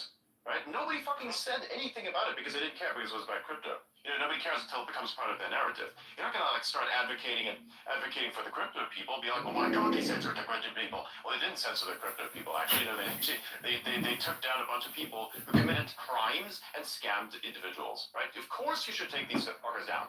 Of course. And they do it every day. Illegal shit, right? So that was a good thing. That was a really good thing. And now in the case of something like this, with the weird Groiper project, whatever the fuck that account was called, when that was suspended and everything that was connected to was suspended, that probably had a very good reason. I don't know what the reason is. I don't work at X. I wish X would say something about it, but they don't. And I don't know what their reason is either. But the most likely it's just something with the coordinated spamming that was happening over the last couple of days. Because it had to have been coordinated spamming, because if you look at the engagement on a lot of these posts, it's impossible. It's just absolutely impossible. It doesn't make any sense. And like I even said originally, like, think about this. Maybe they're trying to give it back, but like, you see, nobody knows because until you hit the appeal button, you know, nobody knows. He's not forcing them to do that. But nobody knows who's going to come back. They're probably going to come back in like a month. Their accounts back. Remember what I said at the beginning of all of this? Some of them are probably going to get their accounts back. And the best part about all of this is maybe they're going to wait for it. Maybe they're going to wait for it. They're going to do the same type of shit that the first attacker of mine, Liam Neeson, this fucking idiot, that individual, you know what they did? They raised a huge shitstorm, spread an insane amount of hashtags. I think it was called Sissy SpaceX or something at the time. Really fucking funny shit somehow. Anyways, they did that. and then they deleted their account, and the Daily Mail, in their infinite fucking wisdom, decided to pick it up and say, this guy got banned from X, which did not. So this is not the first time this has been attempted. It's been done in various many different ways over time. It's just that now everybody's paying attention to it. This is a long thing that's been happening over many, many different iterations. Okay? It just happens, and people are going to use it to their advantage somehow. It's just that, in this case, a bunch of people who are basically fucking anti-Semites just got suspended because they were coordinating some sort of spam. Well, at least that's how it would seem. Because it's just bullshit. It never looked like bullshit, and it was. Other people are not really affected by anything, but they're removing their verifications on purpose, claiming that X took it from them. Exactly. They just keep making I'm bullshit. sure They that's can't happening prove. too. Yeah, it looked like a. Like it's definitely looked like some of that. Yeah. Yeah. Sorry, this has happened before. This has happened before in many different ways. Yeah, then they make memes about it, right? They have like AI generated Indian people and all this kind of bullshit. They say, my God, Elon's gonna take my check mark. No one's gonna take your fucking check mark. It's bullshit. Take it away. Why would they?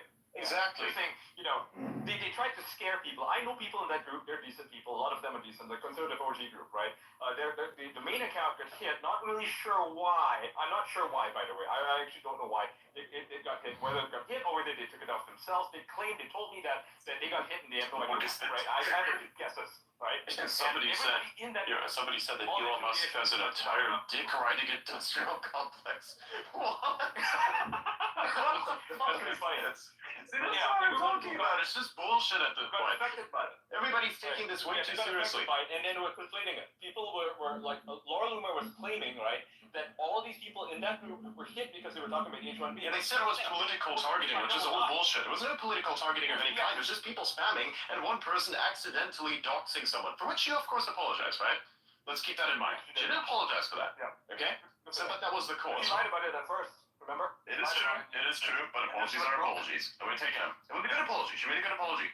There you go. That's how we're gonna bury that. That's a pretty good thing. Right? Yeah. We can still talk about it. Yeah, she fucked up. Yeah, she fucked up. And everyone else ran with it because it was a convenient narrative. They were like, political targeting. Elon is bashing his critics. He's censoring them. He's taking away their monetization. And it's like, guess what? Every single one of those people in that group just got their monetization back. They never lost it in the first place. It was just the verification. That was it. That was literally it. It was just temporary because, and it's not like, and you can say, why is it temporary? Why did it lose it all? Well, it's because that's how the system works. It's like when you change your bio, right? You remove your verification for about 2 days. That's what happened. And I will say, by the way, Laura Loomer got an incredible deal. Laura Loomer got an incredible deal with this. You know why? Because there was an accidental doxing. Normally under this, you'd instantly get suspended and never come back. What did she get? She got locked out for like 12 hours. That's nothing. Yeah, it's nothing. Yeah. To be honest with you, that's what we call in the social media business, an influencer's slap on the wrist. Yeah. It happens on TikTok and it happens on Twitch quite a bit. You can fuck up and they just slap you on the wrist. We'll slap you on the wrist. Hey, don't do it again or else. It's just that simple. And the thing is that then here's the worst part, and this is the part that now you've made me speak up about things that I don't believe are right. Conservative OG decides to go post some public spew, I think this morning, about how everybody's check marks were taken. Just mind you, just to prove a point, I subscribe to just about every single person here that has subscriptions enabled, right? So I know it works, one, for everybody. Two, I know that everybody under conservative OG that got it taken, all of their monetization's there because I was able to execute the payments, which means that it went all through Stripe and they got all their payments. So the only person left is Laura, who has, the largest amount of subscribers. Like I told her from the gate, from the very fucking gate, 2,500 times X amount of dollars. It doesn't matter how many it is. Whoever the support agent is has to get an approval to say, hey, I got to reverse all these. It does not matter. People don't understand that there's a process to certain things, and it's a fucking Sunday. Nobody is there. Banks aren't processing transfers same day, nothing. So it does not matter what you say, what you do. You do not move the force of the world. You don't move when the ticking bell decides to go off. It's just what it is. You need to wait. And unfortunately, none of us own the platform, right? So guess what? We can only lead you down the steps that we would take those steps, and then just pause and wait. Well, Jordan, is there any social app anywhere, any app, anything you can think of that has as much incredible accessibility, right? I mean, there's, as you said earlier, I think, there's ex-employees all over this platform. Kettlebell Dan and all these other experts, they'll all help if you ask them. They're all very, I mean, don't spam them, right? But that's not the point. The point is that instead of asking for help, like how I would ask for help, instead, they created a narrative.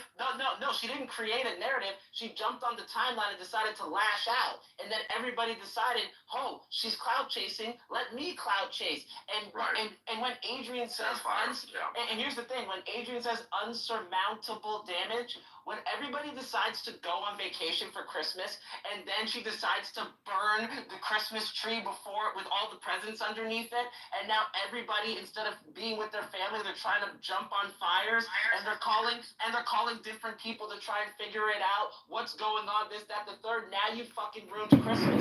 You don't understand. Everybody this year is gonna say, hey, how was your Christmas? Well, it was pretty good. I was spending time with my family. Then Laura Loomer decided to get on the timeline and ruin everything. That's exactly what you're gonna get. Internet war. It was very interesting. Yeah, let me tell you all about it. Like, That's the thing. can you imagine what it's going to be like after New